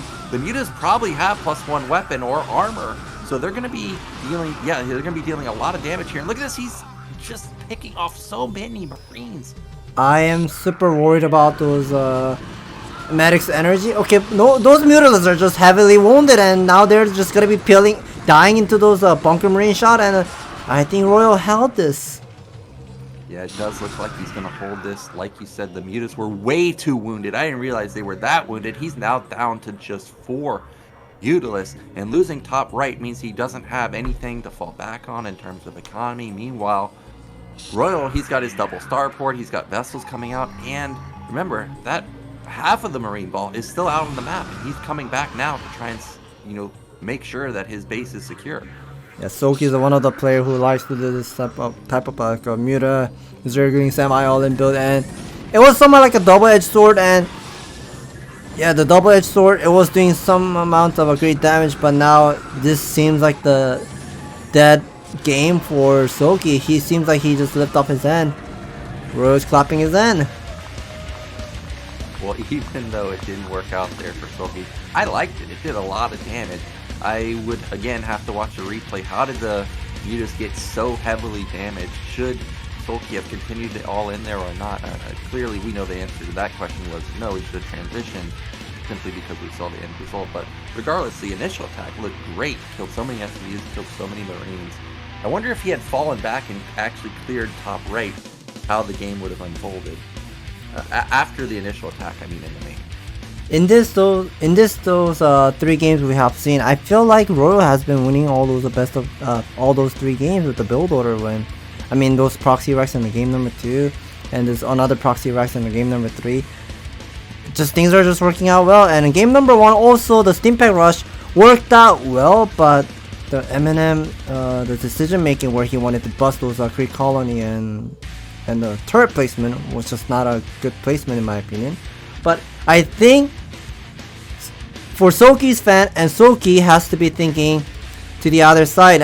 He has to be maybe he has to do some type of like a little bit of a gamble, like mix around of this best of 7, because all those 3 games he has shown, he didn't do any sort of like a mind game. I mean, overpull with the heavy Muta all-in rush against Terran and New York was pretty darn obvious, and Royal expected of that build. And Soulkey has been doing those fall hatchery all the time, and just started to fall off in my opinion. Yeah, well, maybe we will see Soulkey mix it up starting in game 4, but Royal up 2-1 in the series. I agree with your assessment. If Royal wasn't over eager on the Arkanoid game, I mean, this series could already be 3-0 for him. Like, maybe he didn't have the win outright with that opener, but he definitely had an opportunity to potentially take that game. And like you said, I want to see Soulkey be aggressive in game 4, because right now, Royal's been aggressive every single game. He's dictated the flow of every single game. There's no game where Soulkey's been in charge right from the get-go. So I want to see him bring something out in game 4. I think game 4's map is Allegro, you can do something like a 9 pool or over pool and be aggressive right from the get-go.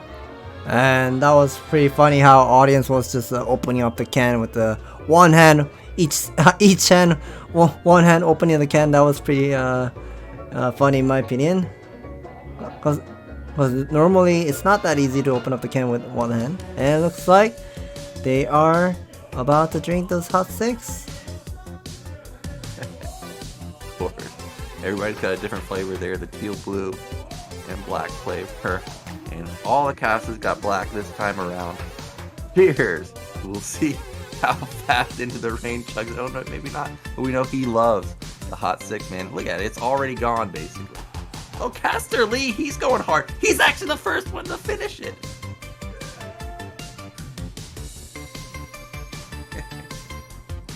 Yeah, they are pretty enjoying the moment, drinking the hot six, everyone together, and advertising the hot six. And yeah, Soulkey, he might need to think of his playstyle in game number 4 and game number 5, because if he just constantly doing the same thing, like a obvious build, like a 12 hatchery or maybe 12 hatchery into in-base 3 hatchery, but then you're pretty much doing the gamble there, like, hey, please kill my 3rd expansion, then I'll go backstab with the heavy Mierin Zergling attack, like the double-edged sword. And it was pretty darn obvious in my opinion.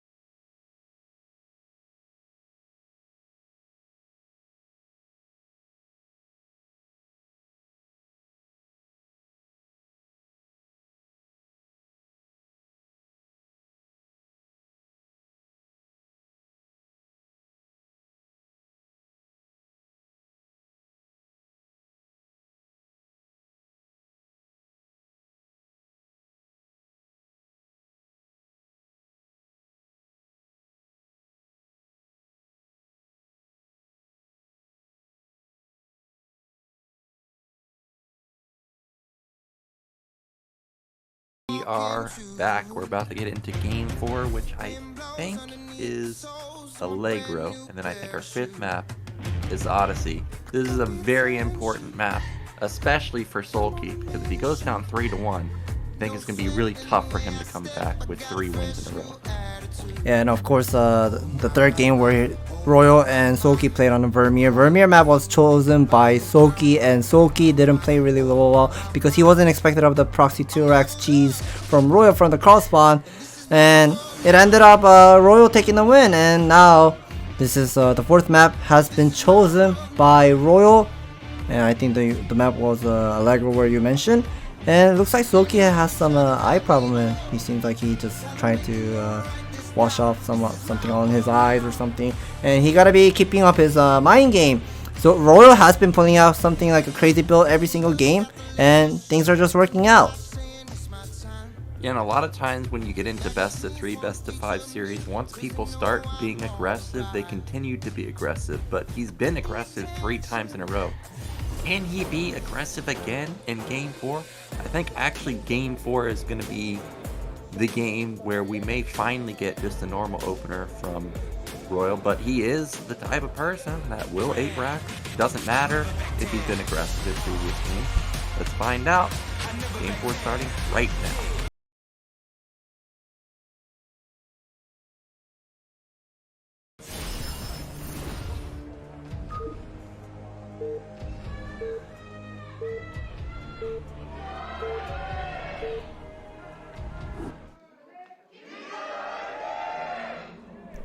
And in the bottom right are Green Terran. It is Royal. And in the bottom left are, is that Peach Zerg?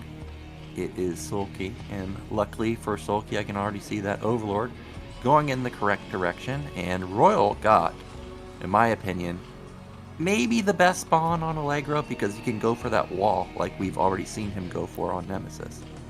And Royal has gotten this one of the best spot where you can actually wall off with the 2 depot with a single barracks, and Lynx cannot go through. And if Soulkey wants to do the mind game, go for another pull first build in this game number 4, then that's gonna be that's not gonna be working out so well. But we are seeing Royal's already sending out an SCV towards his natural, whether this is going to be the 8 racks or the depot placement. It is going to be the depot, so if we do see that early pool that you're talking about, Royal's going to have build order advantage again. So far there's no 9 pool, so that's a good sign for Soulkey fans, but we still haven't determined whether it's going to be an overpool or 12 hatch opener. We're getting close. Is the drone going to go? No, he is going to go for 12 hatch, and that's great for him. So he has shifted all those larvae to the left side, so he'll be making those 2 drone and 11 racks from Royal this game.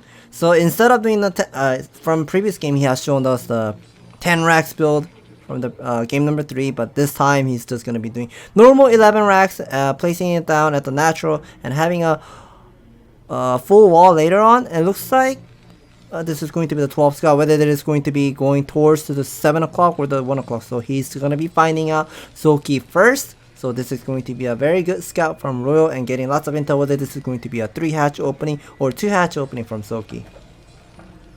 Yep, and we are going to have the pool in just a moment.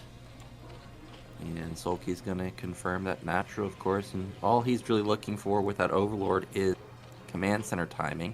Now that drone looked like it was going to build an extractor, and it backs off. And we may actually have another 3 hatch opener. Remember in our previous series, it was Royal versus Shine. Shine went for 3 hatch every single game, and Royal was just able to dismantle him so easily. So I don't know how well a 3 hatch opener is going to work out for Soulkey because of how well Royal played versus Shine. So there is a somewhat interesting from Royal build order where I'm seeing would be 19 command center instead of doing the 17 command center here. He's just pulling out those 2 marine and going all the way across the Soulkey's natural, and Soulkey is just gonna be doing classic 3 hatch opening playstyle against Royal. Yep, pool's done. He wants to build drones here, but he may be forced to build some lings because there's going to be 2 marines on his doorstep in just a second. Royal also finds the third hatch in the main, so he knows that there's no third hatch out in the center of the map, and that is a really fast gas. And this does look like we may have something like delayed mech. However, SCV is moving in the bottom position at the bottom side of the command center, so actually it's just going to be an academy, I think, or is that an eBay? So I guess that the giant building has gone down at the bottom right side at the below the command center. That must be the eBay in my opinion. So that must be the engineering bay for the +1 weapon upgrade on the way for Royal. And once Royal has decent amount of Vespin gas for the +1 weapon upgrade, he should be cutting off gas with the 2 SCB mining inside of the refinery. But never mind, Royal's still not cutting off the gas. Maybe he just wants to have decent. Okay, now he just cuts off the gas because he doesn't need those extra gas. He wants to have those decent amount of SCV on the mineral line, having the income for the mineral based unit and also the building. And Soulkey has defended those 2 Marine in the early stage of the game, so that was a great play from him. And I don't know what those army is at the natural from Soulkey. Is that the Zergling? Yeah, just 5 lings. No more additional lings from him. Just 5 to keep enough defense in case there is a move out. Now, a lot of times when you see this opener from a Terran player, you know, the fast eBay, it could be 5 racks, but actually don't see 5 racks that often. The academy was also at a 4-minute timing, which is also just normal, so we could see the 5 racks come out, but he hasn't shown his hand just yet. Only a second barracks going up. We're going to see the racks flood in a second, though, at least up to 4, I would say. SCV, I don't know how this gets past the lings, but it does, and it is going to confirm that, hey, you're not doing anything weird. There's no evolution chamber, there's no hydrogen, it is just normal Spire. So Royal has been collecting all those information without using the constant station, the energy, which costs 50 energy to figure out what the opponent is doing. And we are seeing Royal still cutting off the gas with the 2 SCV, and there's a 1 Creek colony at the natural. Have about 8 Zergling. Will be sharking around at the natural, whether the barracks will be lifted up or whatnot. And I don't think Royal's interested of moving out, so that is going to be the classic +1 5 racks build from Royal here. 44, that's the magic number. A lot of Terran players get the supply block. Okay, now Royal figures out he has to be opening up the supply there. Yeah, 44, anybody that watches Artosa's stream knows that that's just a menace to deal with, but actually 44 out of 44 generally isn't that bad when you're doing a 5 rack, so a lot of times the Terran players even optimize for that because they put down comm stats around then. We saw Royal was supply blocked for like a second, now he's unsupply blocked, and now he's floating that racks back into position with the rest of the barracks, and he's going to be out on the map in about a minute or so. Right now he only has about maybe 15 Marine Medic, but once he approaches 20, 25, he's going to be looking to knock down that 3rd base.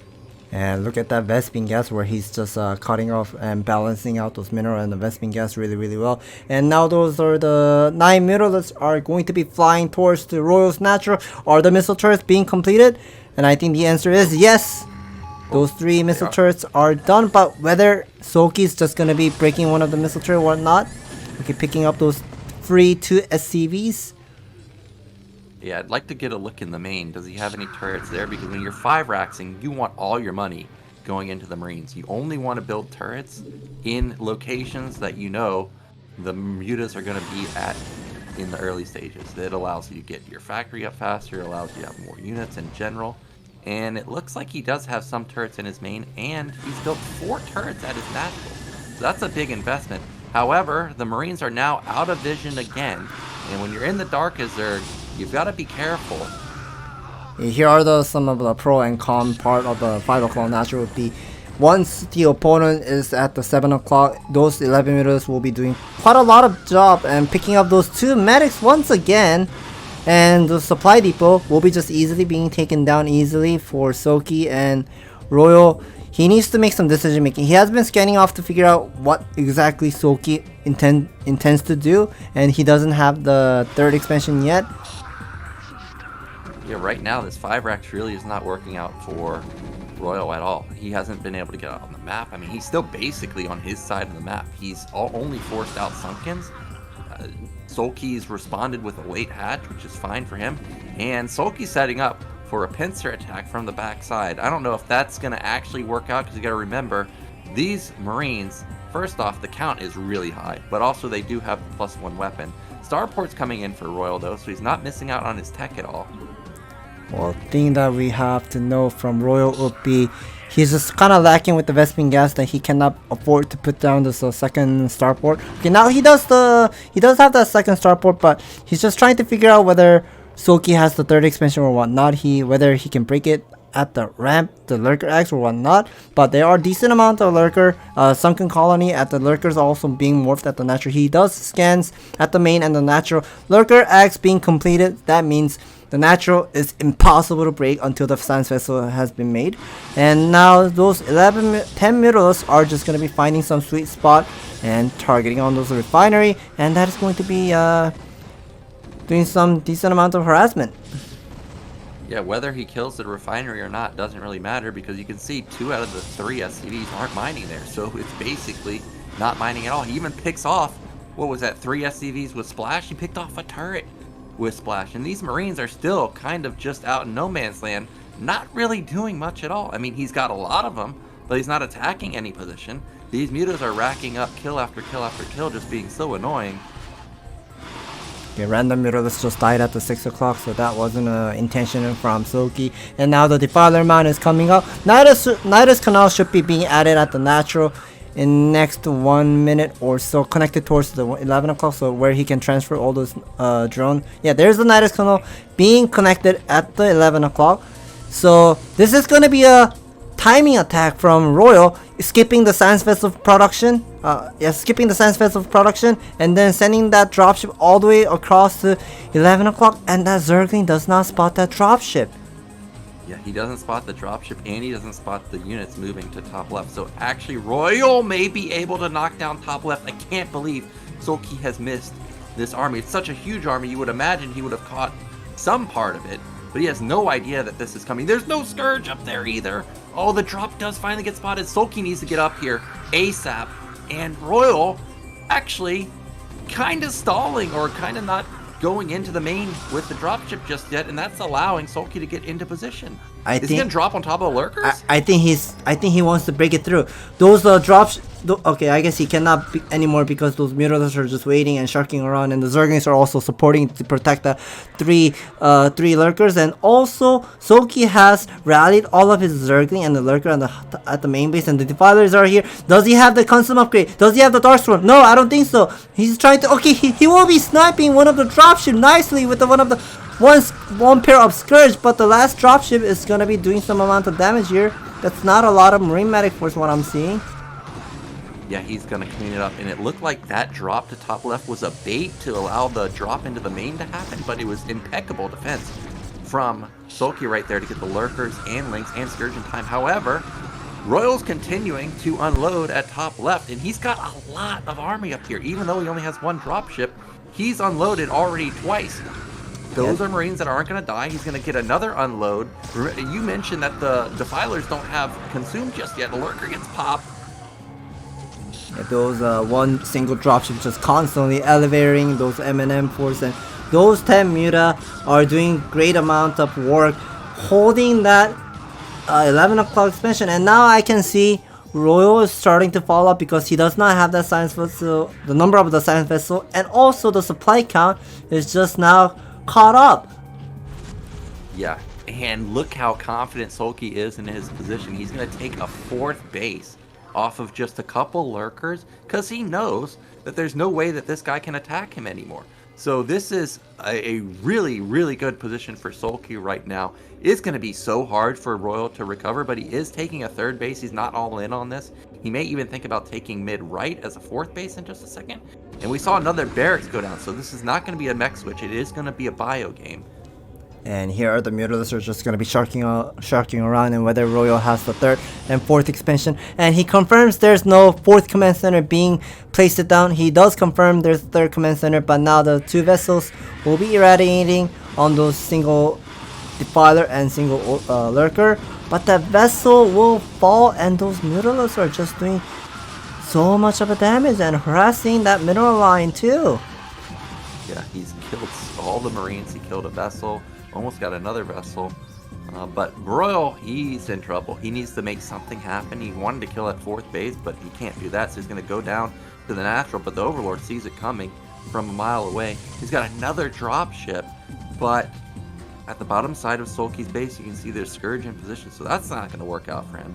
There's macro hatches for Soulkey at top left. There's macro hatches at bottom left. He has something like 9 hatches right now. I mean, this guy has so much production available to him, and I saw his Ultralisk Cavern is done. This is just going to be a crazy game for Royal to hold off with those number of hatchery being produced, like the Zergling and the Defiler and so on. And that's such a nice plague on those Marine Medic Force. And I don't know, okay, he does not have enough energy for another plague, but that Defiler has done decent amount of job. Yeah, so this is going to be a really tough game for Royal, like you said. We're waiting for really Soulkey to like feel confident in his position to move out, because once he does, Royal's gonna have to be on top of his production, his vessel count, his tank count or BC count. We saw the factories actually floated, so there's not gonna be any tanks. But 17 minutes generally is the moment in the game where you see the ultra flood, and we're seeing it at 14:30. So that tells you how strong of a position Soulkey is in right now. He's almost max actually too. He's at 140 supply. Yeah, that just doesn't seem too great. I think Roy's just gonna be doing some type of like a double-edged sword. He's just gonna be making constantly more dropship here to finish the game before Soulkey is gonna be having a crazy amount of a Zergling count in the next wave and so on. And now those single Defiler and the Zergling, one group of Zergling will be sharking around to find some M&M placement, and he's gonna be playing. Okay, yeah, he does use the plague on those Marine Medic Force. That's a great one. And now those 4 dropships are going all the way, and I don't think Soulkey has seen it. Oh, he saw it.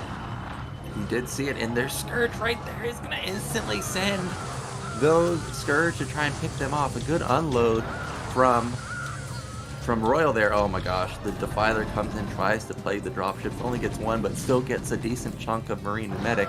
And Royal, I mean, he's desperate at this point. When you're building four dropships at 15 minutes in the game, you know you're desperate. He does have 4 bases though. I mean, he's got a lot of eco. The problem for me is his 7 racks does not match the 10 hatch production. He also doesn't have any BCs anywhere.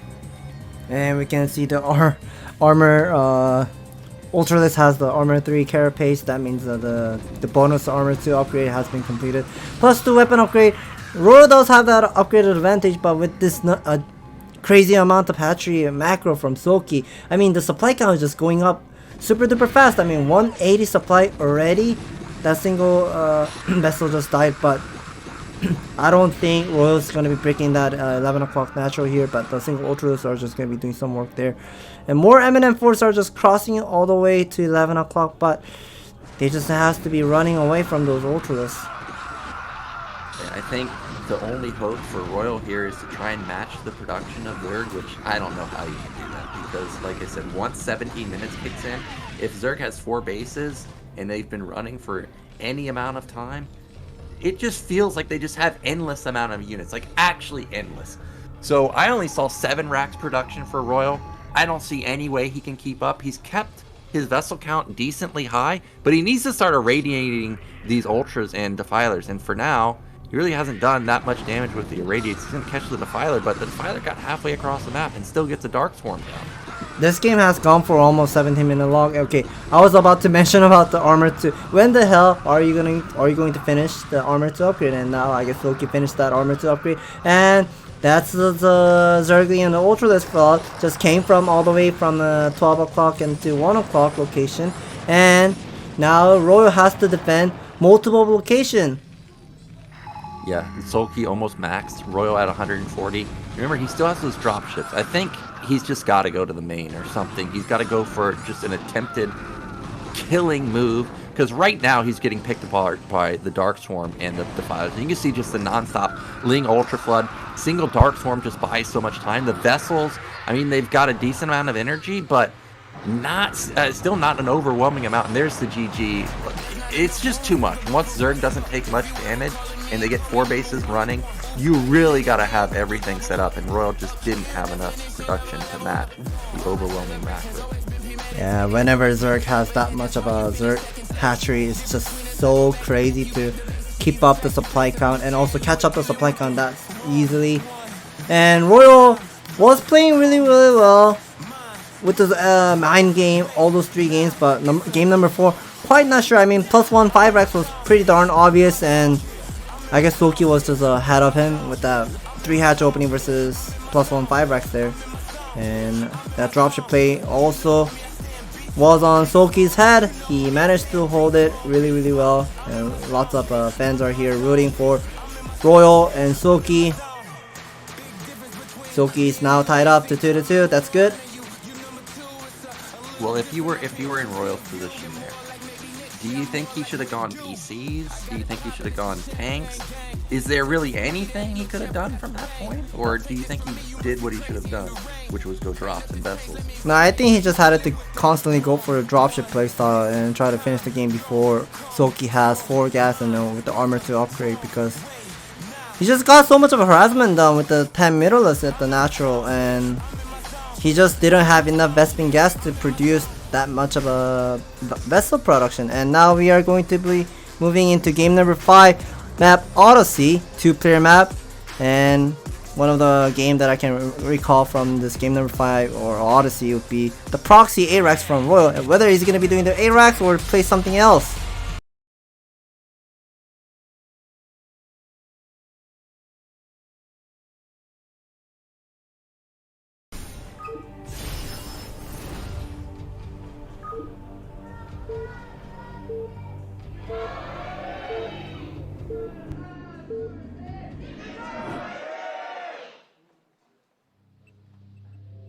And in the bottom left, our red Terran, it is Royal. And then critically getting a win on Allegro, bringing it back 2-2. It is Soulkey in the top right. And whoever wins here will be up 3-2 and 1 game away. The series. And there is going to be the 8 racks. Or I guess it could be something else. I mean, look how low his supply is. Is it going to be a 7 racks? Well, it seems much faster than a normal timer. I mean, you usually send out that number 7, the 7th SCV to do the proxy 8 racks, but he sent out that SCV really fast, so I have a feeling. I don't know. I don't know. I mean, I thought he was gonna be placing that barracks at the 3 o'clock site, but maybe he's gonna be placing that barracks somewhere else. Is it over here at the natural? No. What is this? Yeah, he's queued up more. Wait, what? Okay, I honestly don't know what this guy is doing. He's hiding his SCV at the natural. And now he sends it inside of the main base. Oh, is this going to be proxy barracks inside of Soulkey's main base? No way. No way. I have never seen a Terran do this. I actually have seen this somewhere. I think I have seen this somewhere on Ultimate Battle where he has done on map Ascension. The map Ascension 7 o'clock. You can actually fit or send out one of the SCVs, sneak inside of the Ascension 7 o'clock location, and then do the proxy barracks there. And that's what Royal. It's gonna be a factory. Like, I was looking at this, I was like, man, you built the racks in your main. There's no way you're gonna build a second racks in this guy's main, right? He's gonna build a factory in the main of Soulkey. This is crazy. Whoa, this guy is crazy. I don't know what this guy is doing. I mean, it's just sometimes very hard to read off his head. And he's now doing the 13 scout. And from Soulkey's perspective, he may think, well, this seems somewhat normal scout pattern from Royal. And once he go inside of, I'm quite not sure whether he's gonna be going inside of Royal's main base or whatnot, because if he does not see the main base and then counts how many SCVs are mining at the mineral fields, then he may figure out this is something odd from the normal playstyle. Yeah, he can't let the drone in, and he doesn't, and there's the factory. This is so nuts. If the drone goes to top left, like if this was a game where Zerg built a third base at top left, I think he would have saw the factory as it's passing by, but maybe not actually. As I'm looking at it, I'm looking at where the drone would have come by the ramp down to the low ground third base. Maybe not, but this is crazy. And man, Soulkey's gonna wonder how the hell did it get in my main so fast? I don't know what this guy will be doing. I mean, he's just now sending in one of the SCV. Oh, that's Zerg. There's no way. There's no way. There's Oh no, way. he's. I think he wanted to scout whether the SCV is hiding at the that behind expansion. Oh, he scrolled up. Will he be able to see the proxy factory? Yes, he does. Yes, he does. And now he finds out the factory being completed, and this is going to be a dangerous moment for Soulkey. He has to be placing down the Hydra then, or also maybe surrounding that vulture production as much as possible to stop that vulture. Yeah, he's just surrounding it. Now lift up the factory. That vulture has to survive. He gets it out. Oh no! I can't believe Soulkey scouts. Why would you scout that? You saw the SCV at the natural. It was perfect. It was a perfect mind game from Royal, but something tipped him off. In what world are you ever scouting for this? Oh no! He catches it again. Yeah, now everything is just ruined. I think the moment where he was placing down the command center at the behind expansion and the vulture production just now came out, just had to be synced up together for the better optimization for Royal, and I think that moment just ruined him so much there. And we are seeing Royal has been made that second barracks at the main base, so he's gonna be playing somewhat standard opening. He knows this is not a Spartak. He saw the couple of Hydralisters being made out. I can't believe that Soulkey scouts this, and like you said, he knows that it's not a Spartak opener. But now he's got to be worried about a lurker bust at his entrance because he cut a lot for that. What did he have? 2 Marines at his entrance now? The academy just started. He clearly doesn't have tanks because the factory's floating. And he built the command center behind this. He's got to actually build units. Because if he doesn't, a lurker bust could kill him. Also, because there are temples at the bottom right, lurkers can bust that down. And there's no way for Marines to get into position there. So Royal's in big time trouble if a lurker bus actually goes to that third base. Yeah, I'm hearing some other buildings being cancelled once again. Maybe Royal wants to save up some bank for something else, and now the second colony being placed on. And that's a Hydraless speed from Soulkey. Maybe Soulkey was expecting of a proxy factory into something like a 2-port wraith. Maybe that could be one of the reasons why he got the speed Hydra. But turns out to be the M&M transition from Royal. He's getting the +1 weapon upgrade from the eBay. And what's the next follow-up from Soulkey? Yeah, it seems like since he got speed on the Hydras, that it's just going to be Mutilus. And I'm still wondering, how does Royal actually save this base? Like, you can't get units there. So he's just going to be trying to defend with pure turret, and any Terran player knows. I mean, turrets are okay versus mutas, but at some point, there's just too many of them, and he's going to have to come up with some type of contingency plan, in my opinion. But he's going for 3 racks. There's no, like, factory. There's no fast tech for him to at least try and even elevator Marines in. I just have no idea how he's defending this expansion. There's the one thing that I'm worried about for Royal would be he lost his factory. If he saved up that factory, he could have placed that down starport immediately and maybe transitioning into something like a super fast vessel production.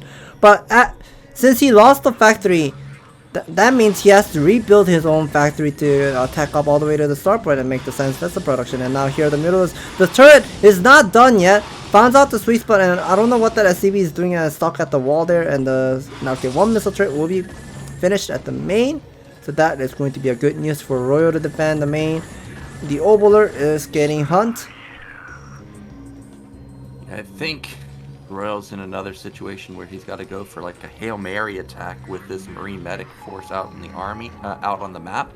If he ever spots the mutas harassing bottom middle, maybe he just goes for it, tries to bust the natural. And you can see that Soulkey's aware of that because he's put down 4 Sunkens to make sure that that does not happen. As you stated, the factory being lost is a huge detriment to Royal's build. He's got to rebuild that. That's not only delayed starport, but 200 minerals, 100 gas. And we've got 10 mutas, and these turrets are not long for this world.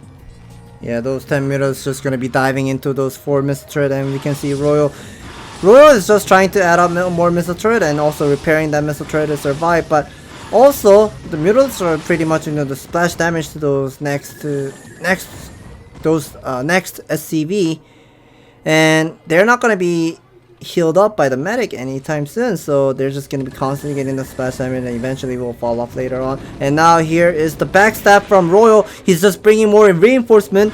He's just going to be giving up. I think, yeah, Soulkey is just going to be going for the elimination playstyle here, but here are the 5 Sunkers already. Will Royal able to break? Actually, Royal might be able to break the Sunkens, because this is a lot of Marines. There's Hydras to soak up hits. Is there enough is the question. Sunkens are doing a lot of damage. The Soulkey's mutas are completely across the map. That's a full drone pull. A lot of Marines are surviving, but there's not that many medics. There's only 3 of them. 4 of them. Okay. But now the Marine count has dwindled down to just 7. And remember, the 10 mutas are still strong. This should be easily cleaned up by Soulkey. And those M4s did decent amount of job, but I don't think it did pick up any of the drones there. But now we can see Royal is slowly changing into I'm not sure whether this is going to be a good decision making for him to switch over to science vessel production, because I mean, one vessel can use one single irradiate and that just doesn't stop the Mutulus. Why not just go for the Valkyrie production like game number 2 on Nemesis? Yeah, I actually think Royal's SCV count is just so low now that he can't afford much. Like when we looked at his main like 2 minutes ago, he didn't have that many SCVs, and we can see 3 SCVs are idle at the natural, so he may just simply not have enough minerals for it. Because remember, he's also building 1 billion turrets at his natural. I agree, a Valkyrie would have been better if he could afford it, but he just seems mega broke. He look, he doesn't even have any turrets in his main. He's gonna pretty much in his main. So okay, he is gonna turn around and try and save this. Academy almost dies. Depot almost dies. Yeah, those Lurker X being morphed on the way, and Hype Tech has not started yet, so maybe this game might be still doable for Royal, because Royal, even if he lose some amount of SCV at the natural, he does have the second refinery at the main base, so he still be able to make the number of the siege tank and the science vessel production on the way. The machine shop is spinning, so that means the machine shop, that must be the siege mode upgrade on the way for him. And the first vessel is out on the time minute 50-second. Yeah, but he doesn't have energy, I don't think. Yeah, he needs 20 more seconds to have a single irradiate. Those lurkers are very isolated, but they're on high ground, so they aren't able to get knocked down that easily. Lings bleed off, but he does kill a decent amount of Marines with the mutas. I mean, they're still doing so much damage. Oh, he's gonna kill a tank. Siege tank is getting picked off.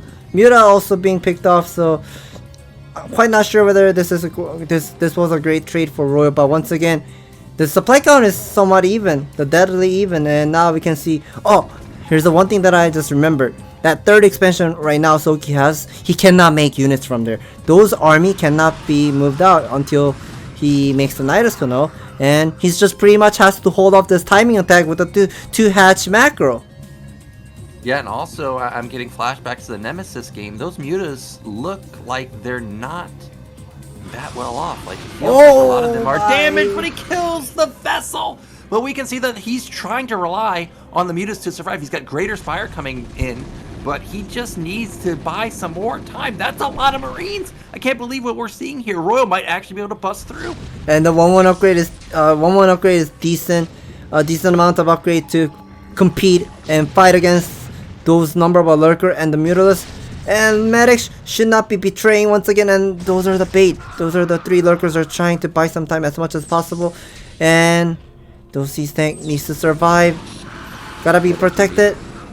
We do need to survive. The mutas are desperately trying to take down the tanks. It takes down one of them. Scan goes off. He has vision of the lurkers. There's only 2. There's the lurkers in the back. I think this is gonna seal the deal for Soulkey here. He's gonna kill the lone remaining tank. The Marine count is fizzling out, but more reinforcements from the back. Oh, that irradiate on the low HP Muta just eventually gets killed super duper fast, and now those 4 Mutulus are just gonna be constantly doing some work, and Royal he seems really desperate to break those 3 lurker all of a sudden, and now Emmett count has gone down so much, and I don't know how much of a mutants are still remaining. And we can see the cocoon being made at the center of the map. That must be the 2 Guardian on the way. Medics are betraying once again for no reason. Yeah, medics just hate their lives this series. And once the Guardians get out, this is going to be completely game changing because there's no irradiate anymore. Oh, he can't lose this vessel. He absolutely cannot lose this vessel. He at least gets the irradiate off on one of the Guardians, so that's good. That Guardian's at least going to die. The tanks are still not able to get through this 2 lurker line at the natural. It's holding so strong. Marines at the bottom might actually kill that lone Guardian. Wait, can that 3 Marine pick off the Guardian? I didn't know. Well, I guess that 3 Marine picked off the one last remaining Guardian, and another Guardian has been made, but those Mutilas are just doing some amount of work. But now, once again, the reinforcement just came to pick up the Guardian, and 3 Mutilas are not enough to hold off this M&M. I can't believe what we're seeing here. How does Royal push through? The Mutas were doing so much damage. His factory, Proxy factory failed. He lost his first tank. He didn't have, the greatest irradiates. But in the end, somehow, some way, there's just not enough production for Soulkey. And he's continuing to just rally across the map. He's done it. Wow. Royal is a guy. This guy is crazy.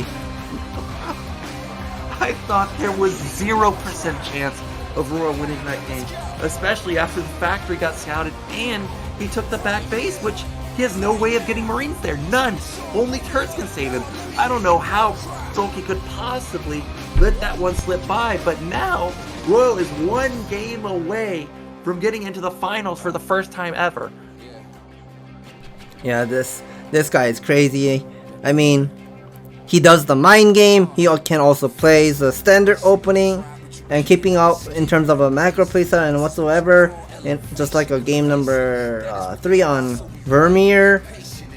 I mean, Soulkey is just gonna be super desperate in game number 6. I mean, the map is chosen by Royal still, but Neil Silphid is one of the map where Zerg can pretty much abuse against Terran at the natural. And I wonder how well Soulkey is gonna be making the comeback. Man, when I'm sure we're gonna get a camera look at this in just a second, where you can see that the lurkers cut off these Marines. As soon as I saw this, I thought, okay, there's no way. Like, I realized there's still a decent Marine ball, but you can't reinforce. But apparently, Marines and medics, they're just immortal here. They held the line for so long. I mean, sure, he lost like half his army here, but in the end, half of them survived, and that's all he needed. He still kept critical mass the entire time with the Marine medic count. Yeah, that 29 worker versus 30 worker, and we can see Soulkey also has the additional Vesping Geyser at the main base and having the 4 gas Zerg for Guardian switch, but just things did not work out. And this crazy moment, I cannot believe. I mean, who the hell would have dived into those 3 lurker and just kind of risk yourself and losing your vessel and losing quite a lot of Marine? It was kind of like a high risk and high return, I would say, from Royal playstyle here. And that medic betrayed, I really hate it whenever that happens. And yeah, Soulkey was making those 2 Guardian from the left side. But the one moment I found incredibly amazing would be 3 Marine can pick up the Guardian. I didn't know about that. Yeah, I think they got the Guardian really, really low. I'm not sure if they actually killed it, but yeah, watch these 3 hero Marines. They deal a lot of damage to that Guardian, and I cannot believe it. I think it's down to like 20 health or something, but it bought time is the key thing here. Is it bought time? Yeah, it bought time, and those Mutilas just try to do some work, and those Guardian as well, but just things did not sync up well for Soulkey to hold. Well, game 6.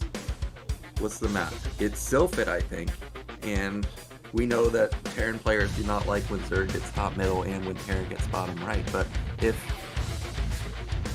Star here, or Royal here, can get lucky and get top middle himself, or not top middle, if he can get top mid left, I mean, he's looking very dominant. You know, I would actually like to see him just go for a Marine tank vessel push again, because every time we've seen it, even when it looks like it can't work, he ends up making it work. So we are going into game number 6, but we are going into the commercial break. Stay tuned, guys.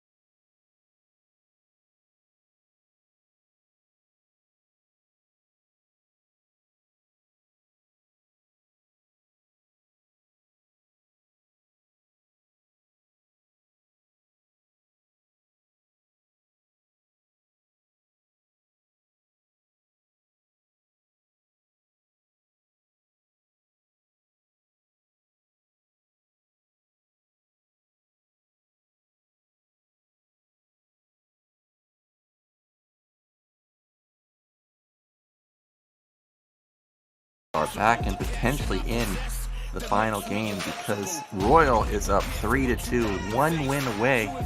We've got Sylphid as our 6th map.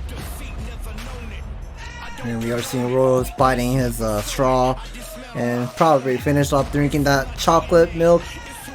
He probably needs some more of a sugar to help himself out to play this best of 7 series. And yeah, I mean, whenever you're playing on this kind of like a 1 game away of making it to final stage, you get nervous. Am I really gonna be making it to ASL final stage?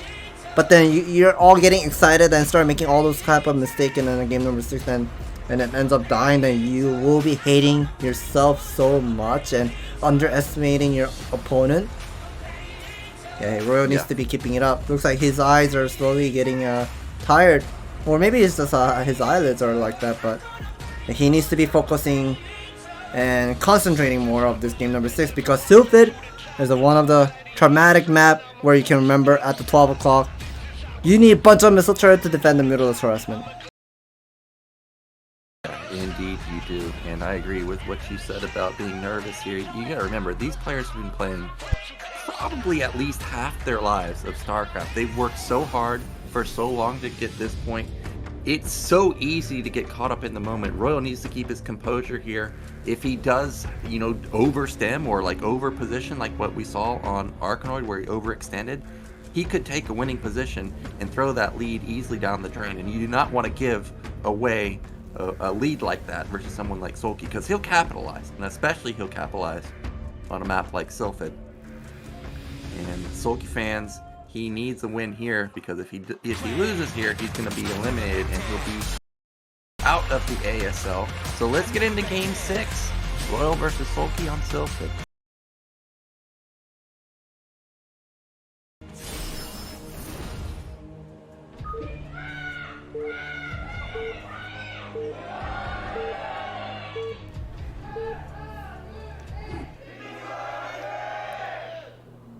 Oh, and in the top middle, well, I guess we're going to go to Royal first. In the bottom right, it is our Terran player Royal, and in the top middle, getting the dream spawn, it is Soulkey. And I gotta say, I hate Royal spawn at bottom right. The bottom right base, building turrets, that's your natural. It just feels so gross, and you can also wall off your SCVs mining gas. It's just such a hard position to play from or play with when building the turrets. That is also true, and I'm also glad to know that Royal is not spawned at 8 o'clock, because 8 o'clock is one of the locations it's going to be hard for him to play against a 12 o'clock Zerg, because just 12 o'clock to 8 o'clock natural is just, the air distance is shorter than the usual, and it hits your natural really fast. And okay, we can get to see of this ASL map data of the Sylphid 3. The newer version, it shows that Terran has 1 win and 0 loss against Zerg so far. I don't know who played against Sylphid, but yeah, that's somewhat interesting from what I'm seeing from Soulkey. That would be the Oboler scouting pattern. He has sent that Oboler all the way to the center to scout the Proxy 8 racks. Well, we've got a forward racks, and that's 10 racks. That's a bit weird, because this is Sylphid. There's no way to build a complete wall there, and it is the 10 racks, like you mentioned. And we do have another 12 hatch opener from Soulkey, so he's still willing to just play normal openers here. And I see another SCV going out, and I wonder if he's going to again go for that 2 racks at the third base, or if that's just going to be a scouting SCV. And lots of fans are, some of the fans are pretty much holding her hands and rooting for Soulkey. And now the scouting SCV is going all the way across to 8 o'clock. The spawning pool has gone down, and the Soulkey is not making the extractor, so he does not want to put down the extractor as soon as possible. He's queuing up more drone here, so I'm not sure what exactly Soul is intending to do. It's a cute wall. It's definitely a semi-wall. We know 100% there's a gap on the left. There's 100% a gap between the depot and the racks, but I'm not sure about that right side where you can kind of see the route between the racks and the wall right there. Not sure if that's actually a gap, but this may signal to Soulkey that this is going to be some type of tech opener? Because he doesn't get any intel at all right now. That must be the drone going all the way to 11 o'clock to have another hatchery. So this is going to be a 3-base opening from Soulkey. He does start the extractor as well. Another drone has just come out to meet up the SCV. And he wants to deny that SCV scout as much as possible. He cannot be letting... Okay, he ends up letting that scout SCV, figuring out whether this is going to be a 2-hatch layer or 3-hatch layer. And he figures out, hey, your extractor timing is somewhat delayed. Yeah, so he knows it's a 3-hatch, and he knows that the 3rd hatch isn't in the main. And in fact, this is one of my favorite builds that Zergs do. I find it so hard to just punish the 3rd base. If you move out, they've got Sunkens. If you don't punish it, they go crazy, Zergs, sometimes. We see a 4 Marine move out from Royal here. He is in the darkness, so Zerg doesn't know where he is. We know that he's kind of just hanging around. But Zerg's got to be worried, like, okay, well, where are you? Because if it appears that is natural and Lings are out of position, that could be drones killed. If there's a bunker going up at top left, that could be a dead 3rd hatch. But actually, the Marines, I think, came back towards the natural, and the Overlord spotted it. From what I'm seeing from Royal's optimization, he does queue up quite a lot of Marine. That's already 7 Marine production from Royal, and those are the 6 Marines standing at the net. And one scouting SCV wants to sneak out, but unfortunately, he's not going to be moved out. Okay, now he's going to be sending doors to the bottom side and try it once again. I don't know where the academy is. Okay, there is an academy almost halfway done, 50% down of the academy on the way. 4 Zerglings are going to be constantly scouting. Oh, I guess he wants to save that Overlord as much as possible to scout all the way to Royal's natural so he can able to see what exactly Royal's intends to do. Yeah, that academy timing was like a 350-ish academy, so he didn't cut for it. He's just ramping up his Marine count, ramping up his eco count, or ramping up his economy. He's not going for, ample style where he's stemming across the map, trying to bust anywhere. So he's going to have big econ going into the mid game, just like Soulkey is with the 3 bases. Fire going down for Soulkey, so everything looks very normal from both sides. SCV not able to find the 3rd hatch just yet, but probably going to find it. And he is going to find it. Ling not going to be able to take it out in time. There's the one thing that I'm noticing from Soulkey. I mean, if you see the minimap, Soulkey is not mining the 2nd extractor. Okay, now he puts those 3 drones inside of the 2nd extractor. So I feel like Soulkey is just going to be squeezing some amount of Zergling to stop this imminent pressure. But the one thing that I want to tell for everyone would be Royal has 12 Marine with the 2 medic. And that can actually bust that 3-7 colony whenever he wants to. Well, we may see the bust then. It's 3 Lings get into the main. This is annoying. This is a lot of DPS. They could easily rack up some kills. And Royal... okay, the Lings are not going to intercept Royal's Marines moving across the map either.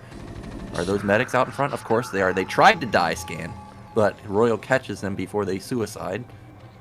Yeah, those Marine medic force has used the steam pack and gonna be wasted of the medic's energy, and the Spire Tech is now going to get completed. And like I mentioned, the 2nd extractor was somewhat delayed, so that means Soulkey is not gonna have is not gonna be having 9 middleless production on the way, and now those 4 Zerglings are just gonna be hurting and buying quite a lot of time. Royal wants to place down the missile turret as much as possible ASAP, but he hasn't. Okay, that's a factory placement. And that's a very random placement what I'm seeing, but those 2 Zerglings are still survived. Royal needs to pay attention. He needs to survive and protect his main base. Yeah, the factory got super delayed. He was up at 500 minerals before he places that down. The first turrets are coming down, and we've got a hive rush from Soulkey. No Hydrogen anywhere, so this could be what Guardian Hydra potentially? What do you think this is? Well, I honestly don't. I think it's just gonna be classic Hype Tech playstyle with the small amount of Muta. Maybe just total 8 Muta production on the way for Soulkey, and then just transitioning into Hype Tech and a Lurker. And maybe just 3 gas Zerg playstyle.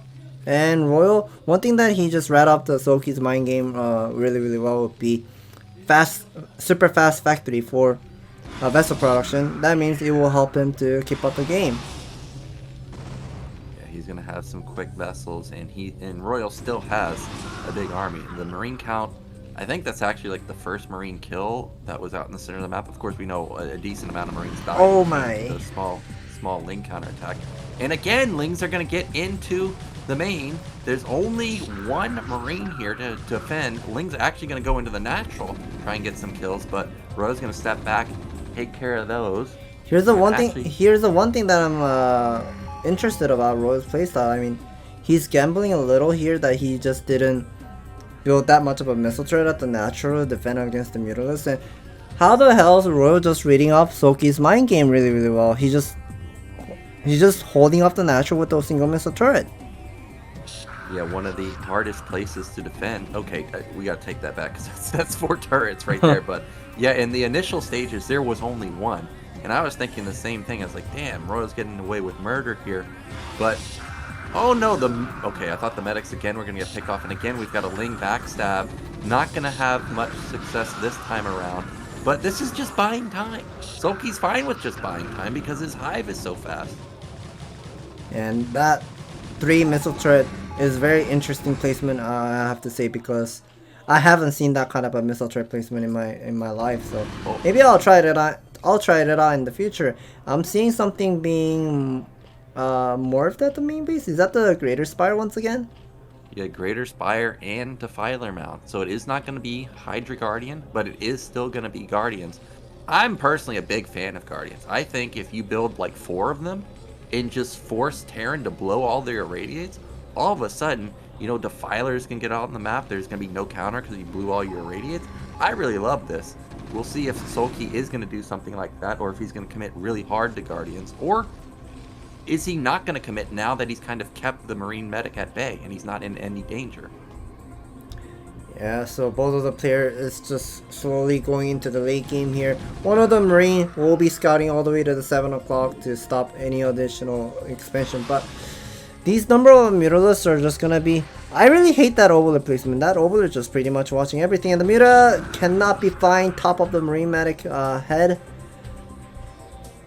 I don't see the Mutalisk can be morphed into the Greater Spire, like the offensive Guardian.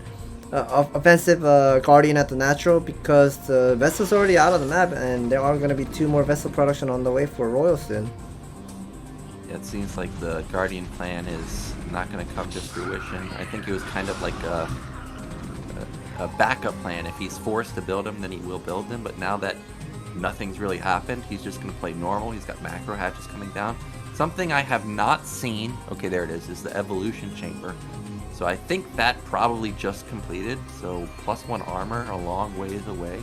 Meanwhile, Royal's still trying to get something done with these Marines, but really, I mean, there's just nowhere to attack for him.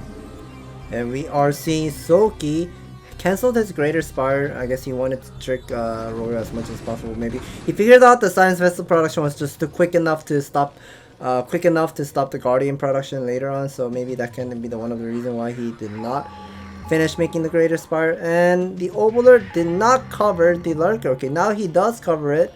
One of the Lurker get irradiated, and the Mutalisks are here once again.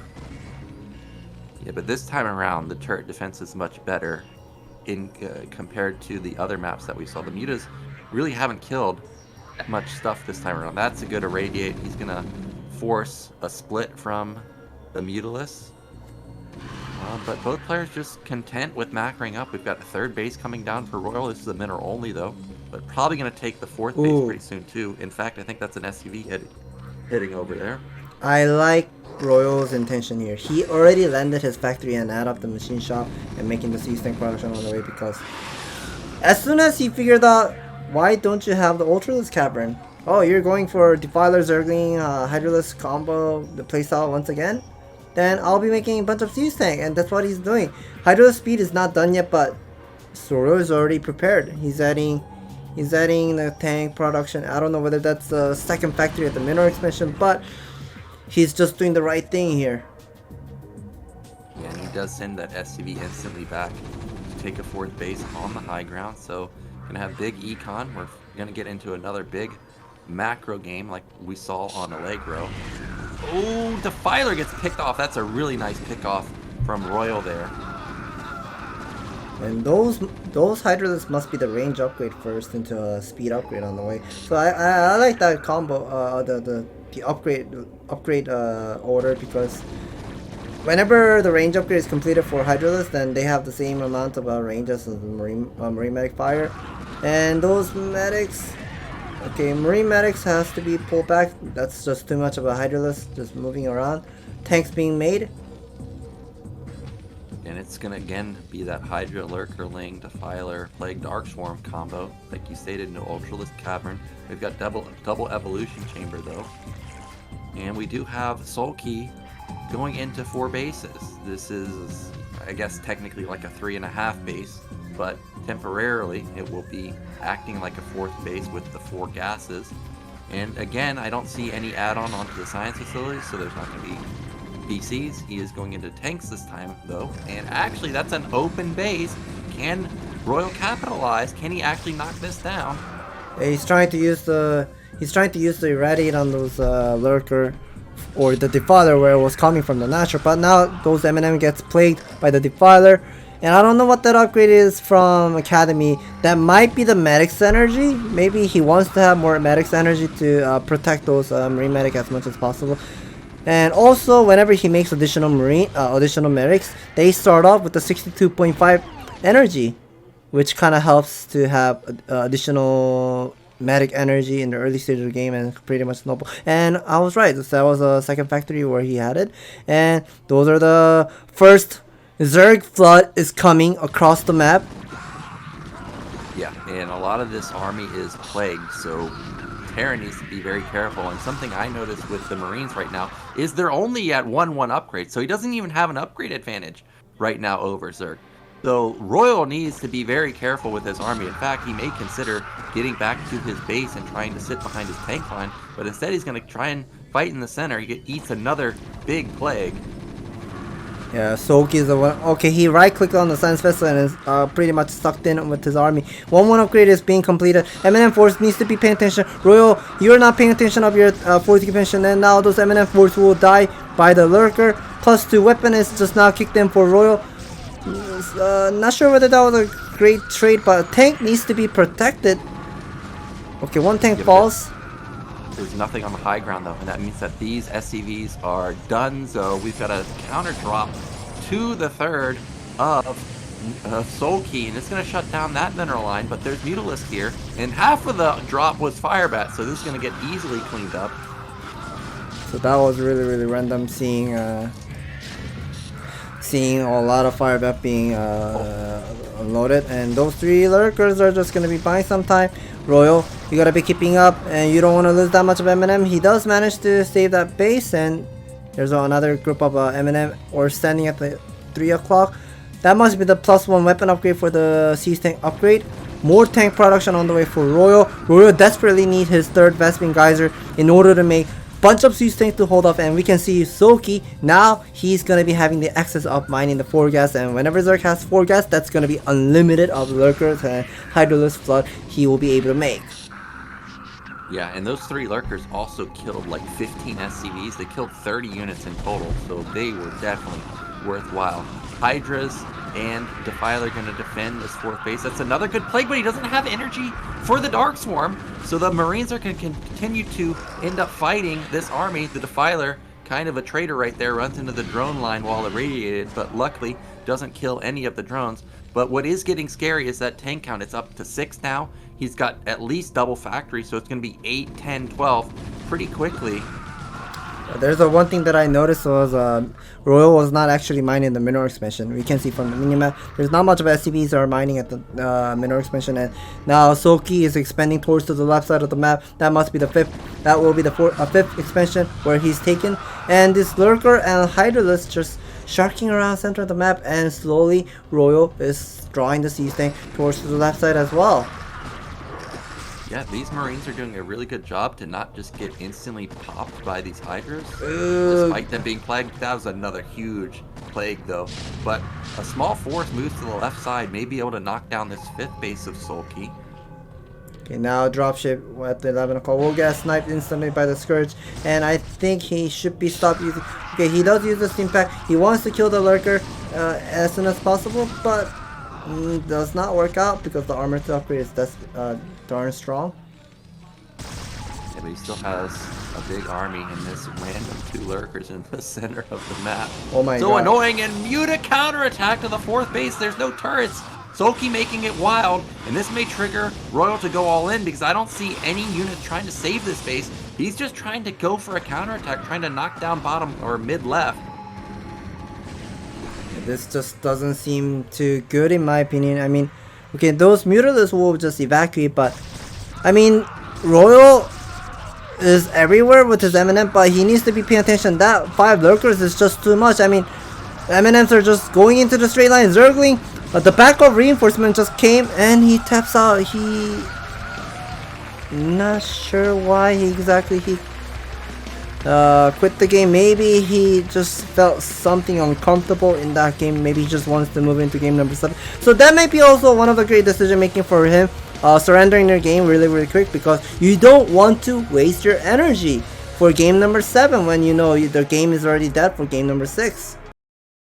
Yeah, that is true. I think if Royal didn't lose his bottom left base at the end, I think he was still in an okay position, but it's obviously still very hard to face 4 base Zerg. But yeah, that is something to think about. You know, you see that your units moved all in a line, everything just instantly died. It could be like a tilting moment. You don't want to be tilted going into game 7, but critically here, Soulkey ties up the series 3-3, and now we're in a best of 1. It all comes down to this, and they are deciding to risk their life on Butter, and this is going to be what, our first, well, it's not our first 2-player map because we saw that Odyssey game, but you know, we haven't seen many 2-player maps all day long. Royal is making that base, meditating himself to move into game number 7 soon, and looks like Soulkey, I guess he is just doing well in this game, best of 7 series, but Butter, not sure who's gonna be winning. I don't know which race is actually favored towards for the map Butter on the TVZ matchup. I know for TVP, Prada's favorite for sure, but TVZ quite not sure. It looks like Royal is done meditating. Looks like we are, I don't think we're gonna be going to the commercial break. We are just gonna be straightforward moving into game number 7, and that's another Soulkey fan rooting for Soulkey. His nickname is called Iron Wall or Steel Wall. Been basically impenetrable except for those tank pushes that have miraculously been able to get wins for Royal here. I think we may see like a really mega aggressive opener from Royal. I just have a feeling that we might actually see the 888 again. I don't know why. I just think that it could happen, and that would be an insane build to risk your life on. Something to point out though is we haven't seen Soulkey go for early pools. Do you think that we may see finally something like a 9 pool or an over pool from him? There might be a chance that he might gonna go for the pool first, but one thing that Zerg player and also everyone has to be knowing, you can actually wall off with the depot and a single racks at the main base. So if he figures out that's a pool first, he can just still put down the second depot and a command center, 17 command center at the main base, and have a complete wall against the pool first build. So I don't know whether Soulkey is gonna be doing it, but one thing that I'm noticing is 3 hatchery build is just working out so well, and looks like players are ready. We're gonna be moving into the one last game of this best of 7 series, Royal versus Soulkey on Butter, who's going to be moving into ASL final stage.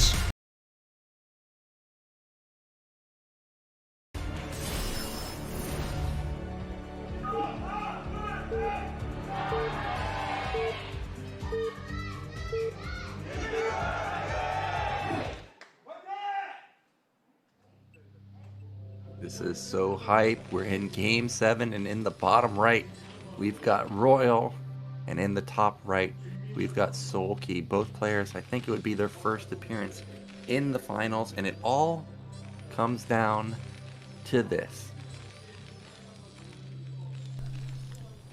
Yeah, I'm not sure which player is going to be pulling out the offensive build, and it's going to be an intense game in my opinion. And the Butter 2, the ASL map data shows that 2-2 Terran versus Zerg matchup, so pretty much even, I have to say.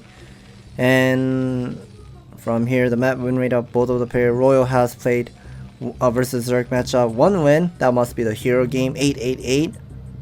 And Soulkey, I don't know who he played against on Butter too, but he has a 0 win and 1 loss. Royal starts off with the depot at the natural.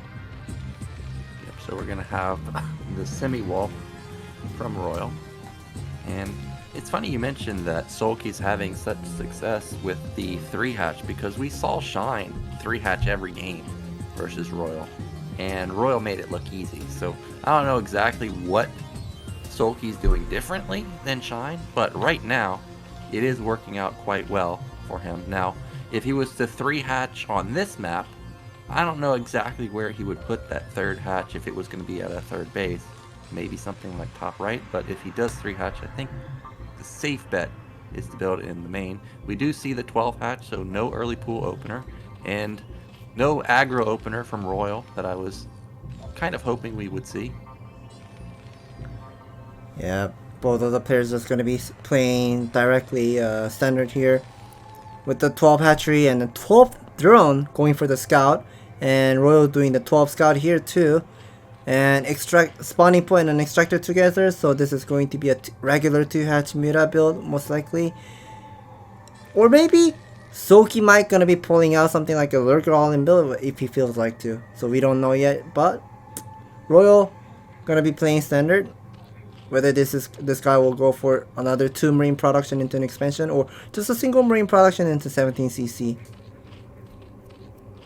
Yep, 2-hatch this time around. Gas timing is very normal. And back in Royal's base, I'm checking, is there gas? No. Is there second racks? No.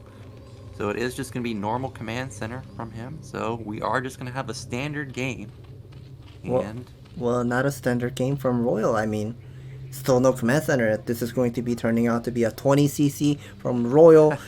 3 marine production into command center. And Soulkey, one thing that he's doing great on this game would be having that single overlord scouting how fast your refinery is.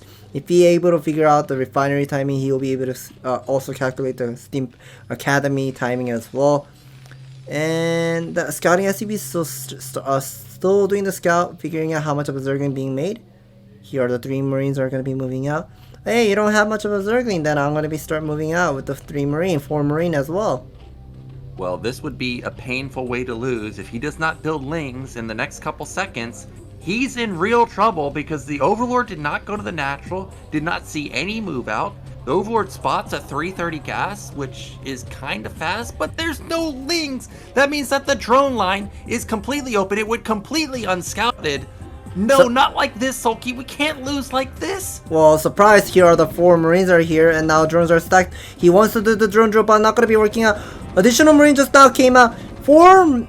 I mean, that should have been a 6 Zergling. Okay, there's a 6 Zergling, but those Marines are going to be doing the kamikaze playstyle, picking up 3 drone, 4 drone, and those Marines did decent amount of job. And now Soulkey turns out to be an all-in build. He has made additional Zergling, and we have to take a look at here whether those eggs are turning out to be a drone or Zergling. Just an insane amount of damage with just 4 Marines. Not only does he kill, what was it, 4 or 5 drones, but he also forced out 7 Lings. So that's 3 drones that could have, or 3 sets of Lings that could have been drones. So this is, in the end, killing like 6 or 7 drones. The econ is in shambles for Soulkey now. Luckily for him, I would say he's had great muta control all day long, but he's in a really dire situation now. eBay's coming up, second rack's coming up. That's a fast academy too, so he's gonna have range and stem on time, I think. And Soulkey's gonna try and transition into a third base, but his econ is just really down in the dumps right now.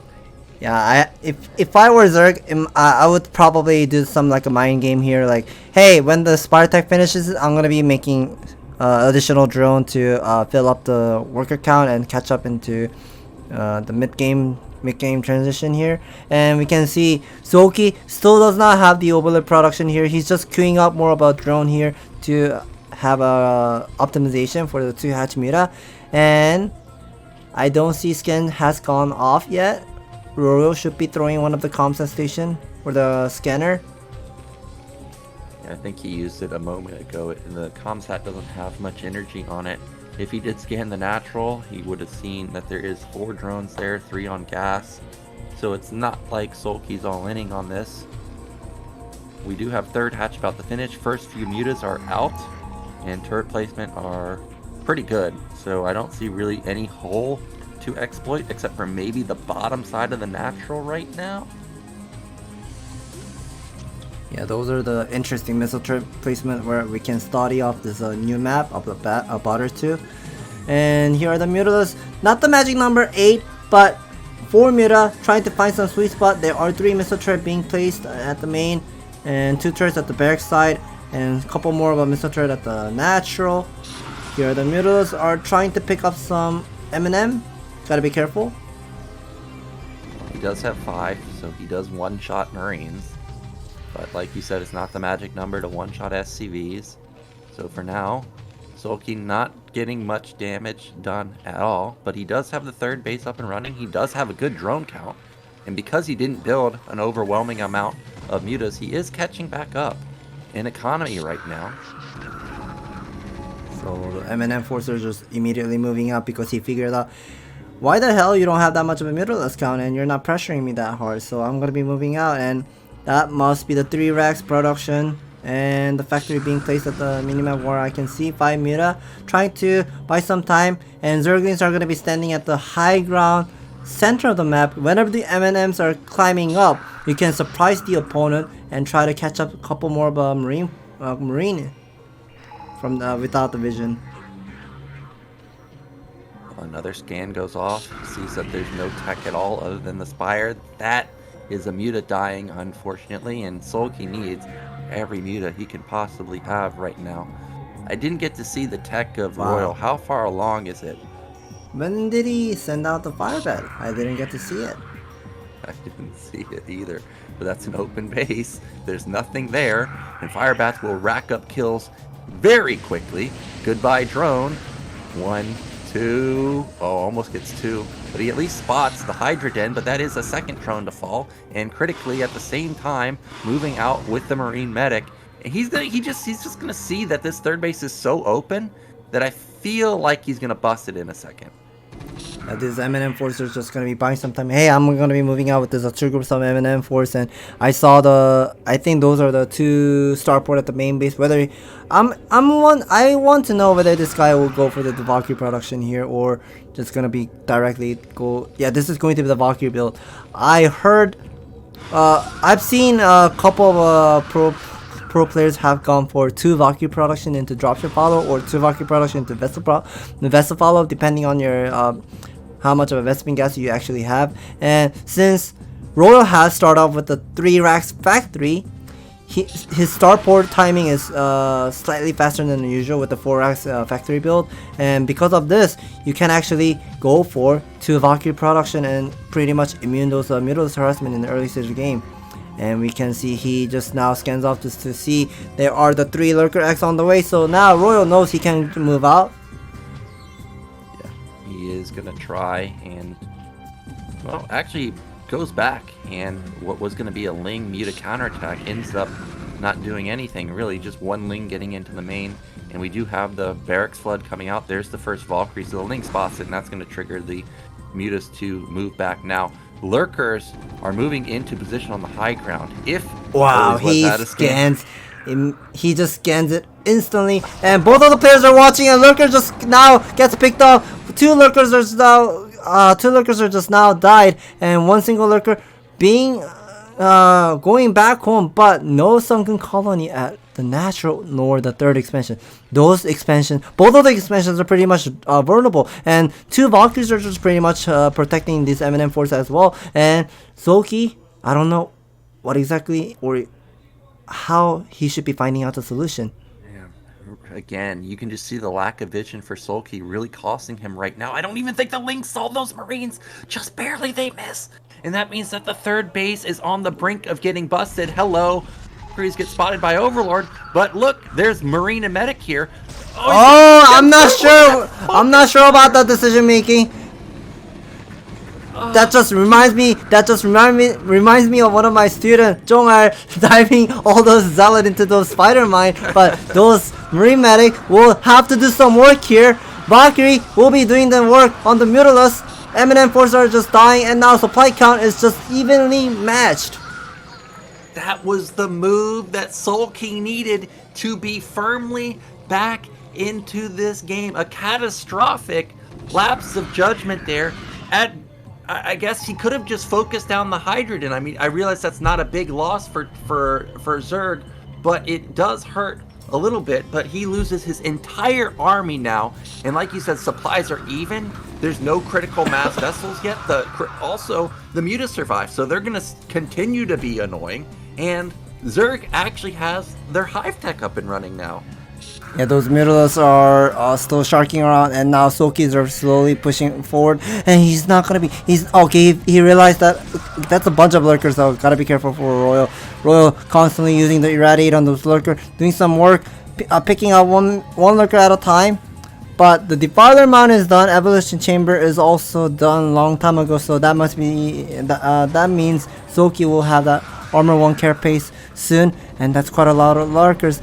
Marine Medic Force has to be moving around by some time. You should not let those lurkers slowly pushing forward and continue later on.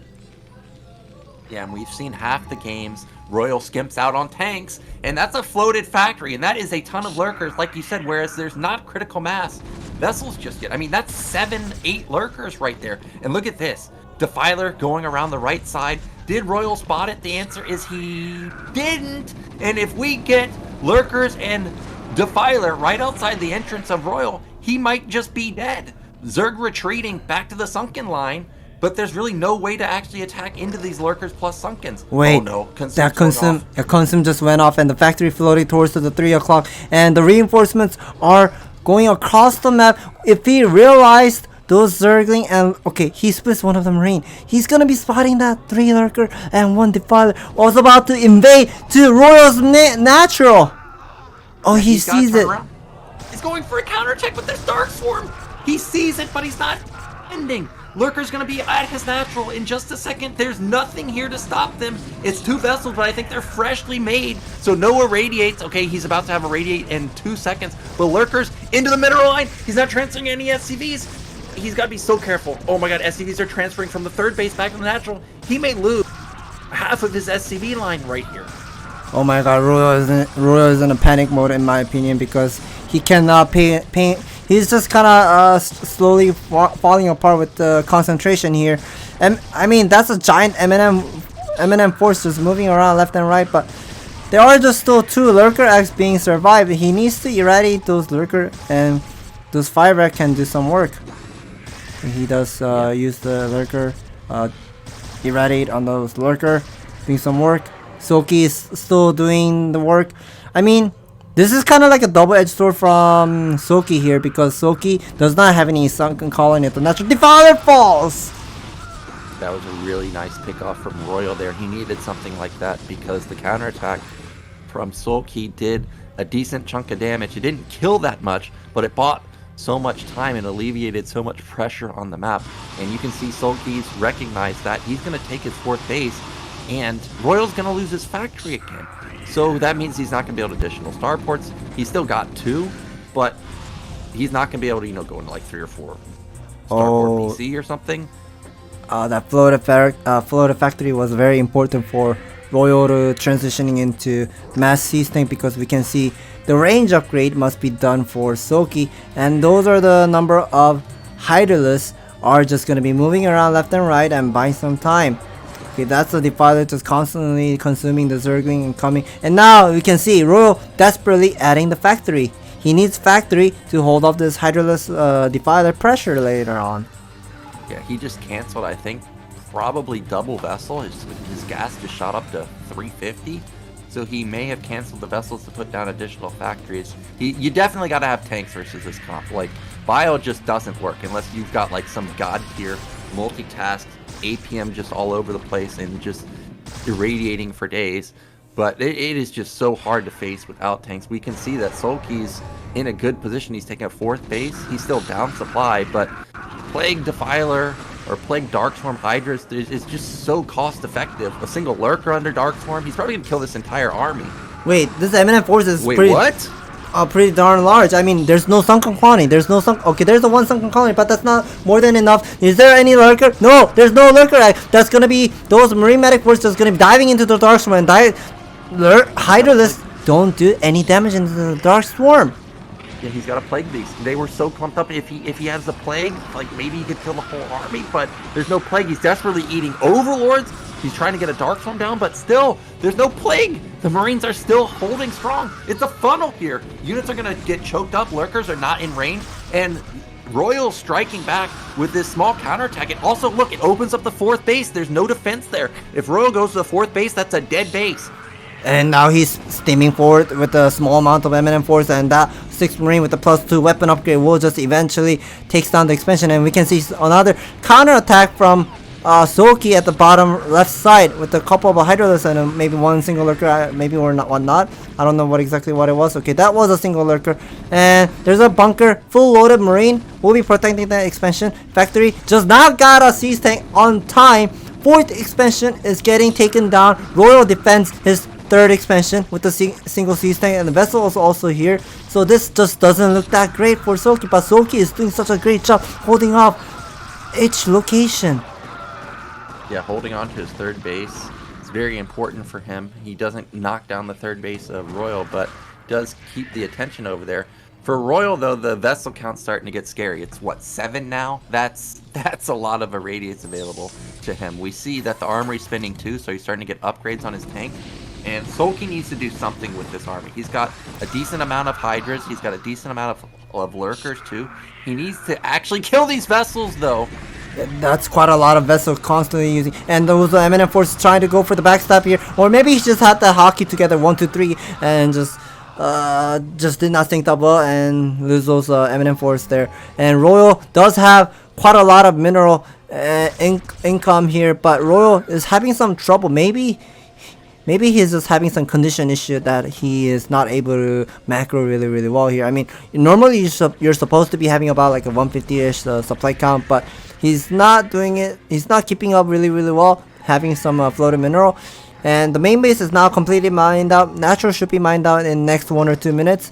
Royal is desperately trying to deny the 4th expansion as much as possible using the irradiate. Okay, we hear the drone getting killed. Yeah, Eraser into the 3rd base, and meanwhile, Marine Medic going to the top side of the map to prevent the 4th base, and this may be the killing move for Royal here because he's decimated the eco. You can see supplies have plummeted for Soulkey down to just 75 supply. The tank count is ramping up, and that means that Royal can defend counterattacks while also going for a counterattack on where are the medics himself. Yeah, there's no medics, but where's the army of Soulkey is the question. I mean, there's only 5 lurkers and 5 hydras. Well, we can see from the minimap that Soulkey does not... Okay, Soulkey just now saw his 3rd expansion. There's no drone! I cannot macro! Now he's transferring a couple of drones at the 3rd expansion to saturate there. But I think this just doesn't look that great for Soulkey in my opinion, because normally, if you don't have any sunken colony at the natural or the 3rd expansion and defend each location, then it seems kind of like a double-edged sword. And whenever your opponent goes for the backstab, and just seems seems vulnerable to defend. And those offensive lurker, Hydralisk, Defiler are moving forward, but now Royal stabilizing the 4th expansion, holding up the center of the map. That's a bunch of firebat being made, and Hydralisks cannot be doing the damage. Okay, now the lurkers are going to be moving forward. Another Defiler has come. How many siege tanks are waiting? There's at least 6. Well, there's 4 right there, and look at this spread. Just fantastic. The amazing split. The vessel count has been dwindled down to 3, but there's no way to get past this tank line. There's no way to get past the Marine Medic line. I don't know how Royal has kept his bio ball alive so long versus this Hydra Lurker comp, but he has. However, here comes Soulkey. He's trying to bust through. Dark Swarm again goes down. There's not a lot of irradiates left, and Royal moved his units out of position, and all of a sudden, we've got a lot of Lurkers and Hydras on top bunker of the is there. Yeah, bunker is soaking up the damage and then try to do some work, and now the 3 groups of M&M force will go for the backstab, try to cut off some reinforcement, pretty much doing some backstab and not letting Soulkey to send the reinforcement. And what will Soulkey do? Does Soulkey have enough army at the natural? No, he doesn't. He does have a couple of Zergling with the Hydras, but that doesn't matter because there are a bunch of Firebats that are just pretty much firing it up, lighting it up. Oh my god, the fire bats soaking up so many hits, and there's just a little bit too much for Royal at the natural for Soulkey to push through. A lurker under Dark Swarm, it does get scanned, the fire bats knock it down, natural has been breached, the Marines are full health basically. I don't see like 2 that are plagued, and this counterattack from Soulkey is fizzling out. Meanwhile, the counterattack from Royal, oh, actually it is fizzling out also. The Lings are getting on top of the army. This is a wild game, so back and forth. Both players at each other's throat at the natural, but it just feels like Soulkey's just running out of steam. I realize he's on the doorstep of Royal right now, but the vessel count is still at least 4. He can still just constantly irradiate these. And there's no Defiler! Wow, those lurkers traded so effectively. The whole army of Royal almost dies. That was an amazing trade, but moving his tanks and Marine Medic from the 4th base allows Royal to reset up a defensive position, but it opens up the 4th base, just 3 Hydras trying to attack there.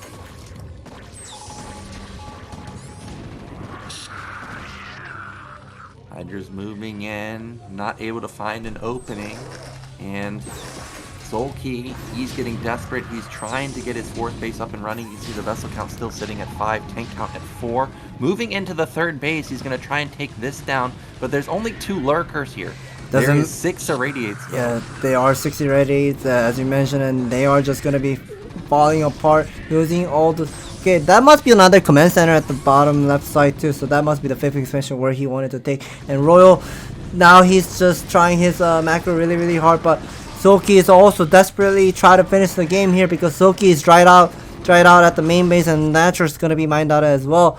And this is going to be turning out to be a 2 base Terran versus 1 base. Okay, yeah, Soulkey is just constantly scanning and figuring out how much of base Soulkey has and what does he have to do to keep up this game.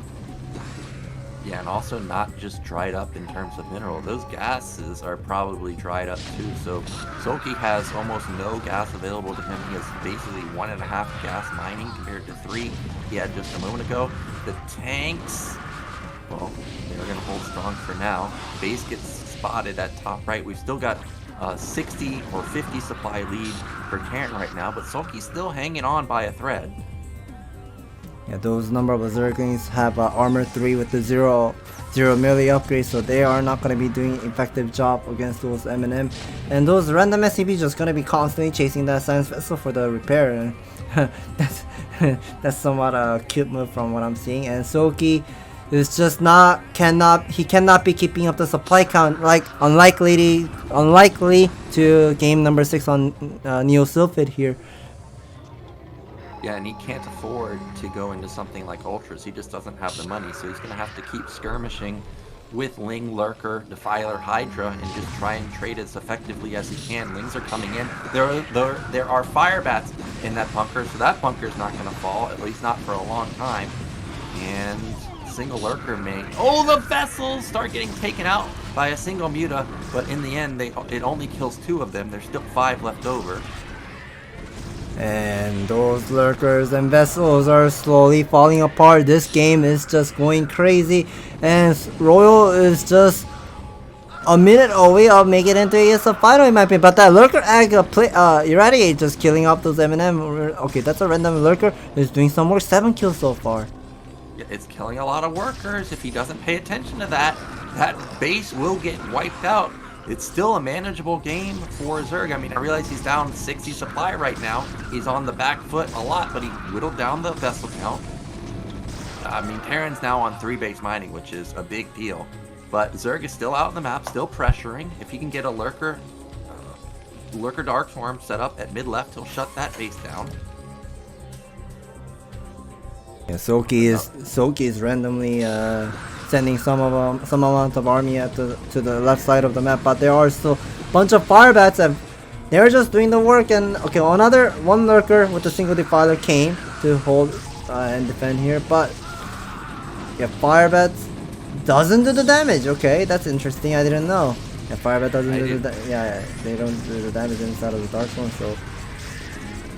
Well, wait a minute. They do damage under Dark Zone. Okay, you can see it slowly going down. No, I think that's a irradiate. Oh, was it a radiate? Yeah, that was a irradiate. But now those 3 tanks are moving forward. But oh my god, M&Ms are just not synced up well. But the army count is 67 for Soulkey. Royal has Royals. Royal's vessel count is at 1 now, man. He has, and look at his gas. He has no gas. Yeah, I mean, Soulkey has no money in general, but I'm just saying, like, the vessel count it's 2 now. It was 7 a minute ago. and this game is just going crazy, constantly fighting back and forth. And one lurker out of the Dark Swarm. Vessels are here, but not using the irradiate on the on lurker. But Royal still has that save up bank, so it should be fine for him. And now he's gonna be sending that 3 groups of M&M, denying that fifth expansion, because whenever Zerg has that 3 base mining, he's gonna be having lots of flood of army. Yeah, and the 3rd base of Soulkey is about to mine out, I think. So okay, it's just gonna be outright kill. Oh. So Soulkey's gonna be reset down to 1 base. Meanwhile, Royal's still on at least 2. Oh, all the drones died too. That's not what you want to be. That's not what you want to make that happen. But Firebat is just tanking up the shot really, really well and survived so long. It lasts so long and doing quite a lot of damage. And okay, now those M&Ms will just die apart. And we can see Soulkey going for another counterattack at the bottom left side. Do you have? Okay, you do have 2 bunkers and maybe have a couple of Marines inside of the bunker. But yeah, Soulkey is desperately, he wants to defend. Okay, that Marine was about to take down the hatchery, but one last second, it was not targeting down on the hatchery. Oh, he needed to kill that, or I mean, Soulkey needed to save that base, which he did.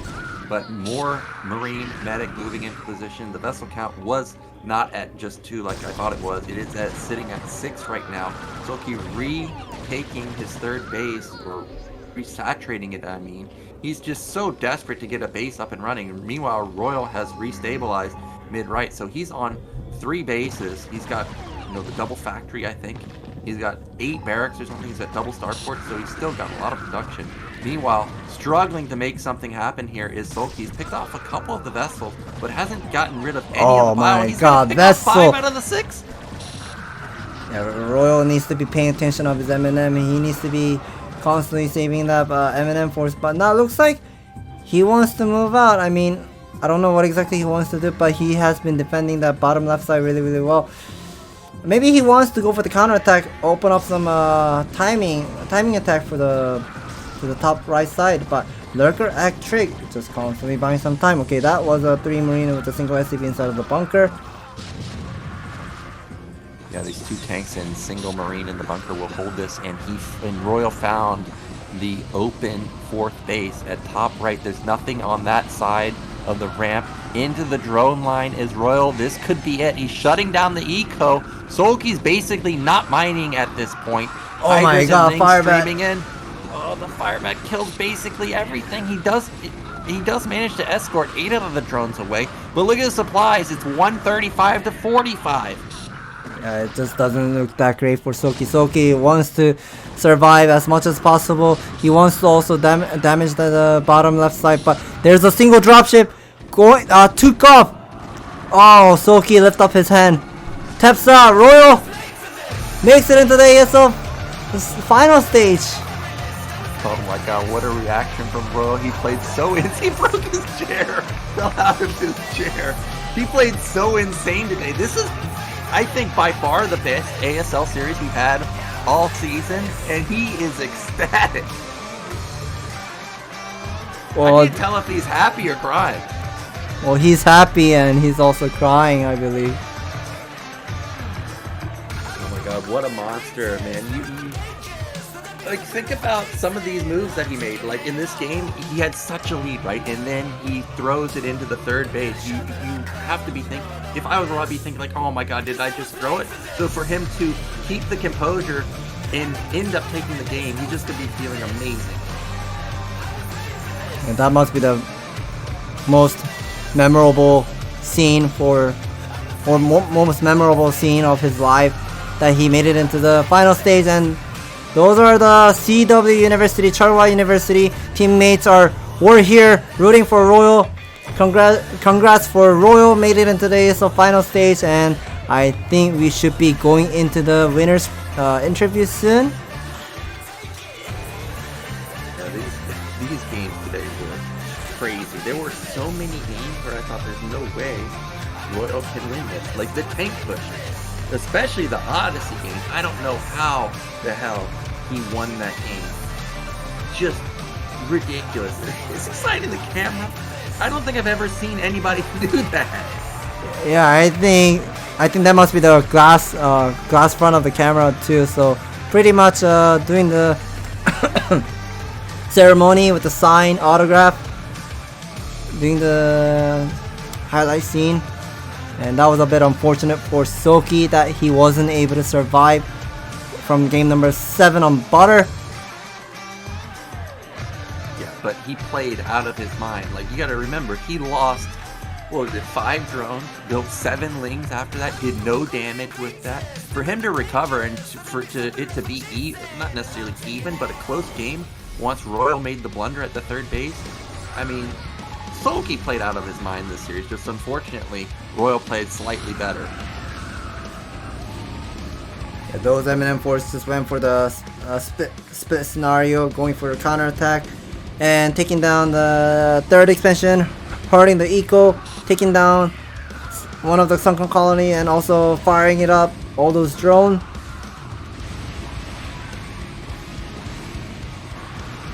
Yeah, those firebats just taking a lot of shot and just doing quite a lot of work. Yeah, who knew that firebats were actually the counter to Hydra Lurker Violet? Like, they're just so beefy, I guess. But I mean, Royal was just everywhere with his units, all series long, like all over the place, not giving Soulkey room to breathe. This hatchery almost ends up surviving, but at the same time, you can see units are out in the center of the map for Royal, going for another attack somewhere else. Just fantastic. Yeah, looks like we are going into the winner's interview. We don't hear what he's saying. We might have to go up to mainstream platform to hear what he's saying. Having the audio issue, so please give a moment. Okay, that's commercial. 진짜 that sound. 때부터 꿈꿔왔던 So he has been dreaming up. He really wanted to make it into the final stage and also hold up the trophy. It's almost impossible to describe how he feels today. 네네. And hopefully the commercial is done. We'll be switching over to the mainstream platform and hear what he exactly says. 게임이 너무 힘들더라고요. 민철이 너무 잘해가지고 그래서 So 도중에 진짜 게임을 Royal is saying that 포기도 할 뻔했는데 there's some moment that he wanted to quit the game because Soulkey was just defending so well. But he didn't want it to give up because he spent his whole life for his dream.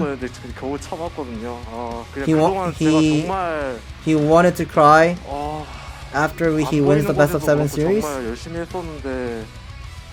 그 열심히 한 게 정말 헛될 시간이 아니었구나 생각이 들어가지고 너무 기뻤던 거. But he wanted to hold up. He wanted to hold his tear, and there's a lot of people who don't recognize him and pretty much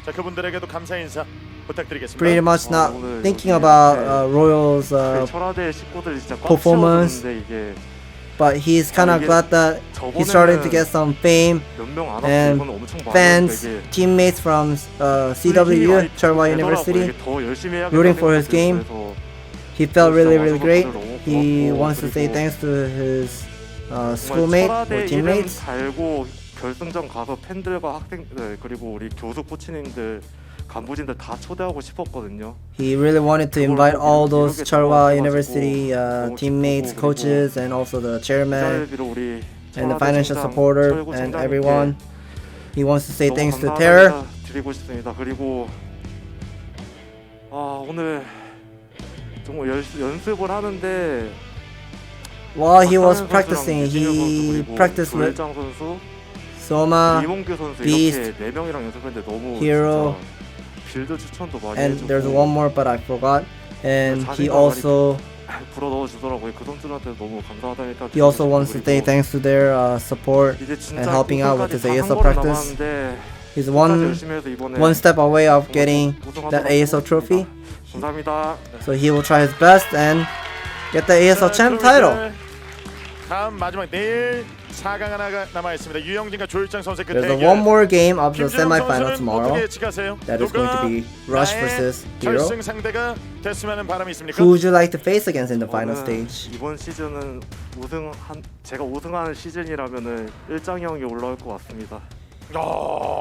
If it's his chance to get the ASL champ title, he wants Hero to make it into the final stage. 솔직히 쉽지 않을 거라고 제가 Hero is 지금까지 also- 적응을 너무 하다 보니까 이제 빌드가 좀 고갈이 났어요 제가. Hero is also a strong 그래가지고 player. 만약에 일장형을 만나면 머리가 아플 것 같긴 한데 그래도 저거전 워낙 자신 있기 때문에 He has been practicing a lot of TVZ game and he's kind of like out of his strategy. 오늘 진짜 And he still wants to face against 쉽지 Hero. 않았는데 오늘 Any last 하면서 word? 오히려 또 제 부족한 점도 많이 느꼈거든요. 더 보완해서 결승전 누가 So 올라오든 he will 정말 try to 좋은 경기력, 좋은 모습으로 우승하는 fix his 모습까지 mistake and 보여드리겠습니다. what he should have done better of today's best of 7. And he will try better. He will show better performance in the next week. And congratulations, make it into the ASL final stage. And that was the end of the interview. Just beastly play from Royal today. You can see the result here. It was win for Soulkey, then 2 to Royal, then back to Soulkey, tie it up. Then they trade wins, and we get to Game 7, and we have that epic madness on Butter. Royal making it into the ASL Finals for the first time ever.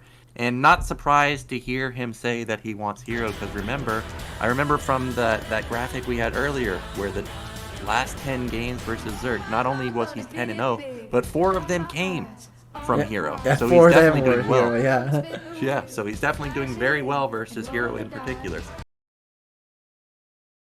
I mean, Royal has been showing great performance of this best of 7 series, and there was a lot of things that we were able to learn. I mean, 10 racks build with the heavy marine production and pressure the opponent, and just pretty much kill your opponent and execute them.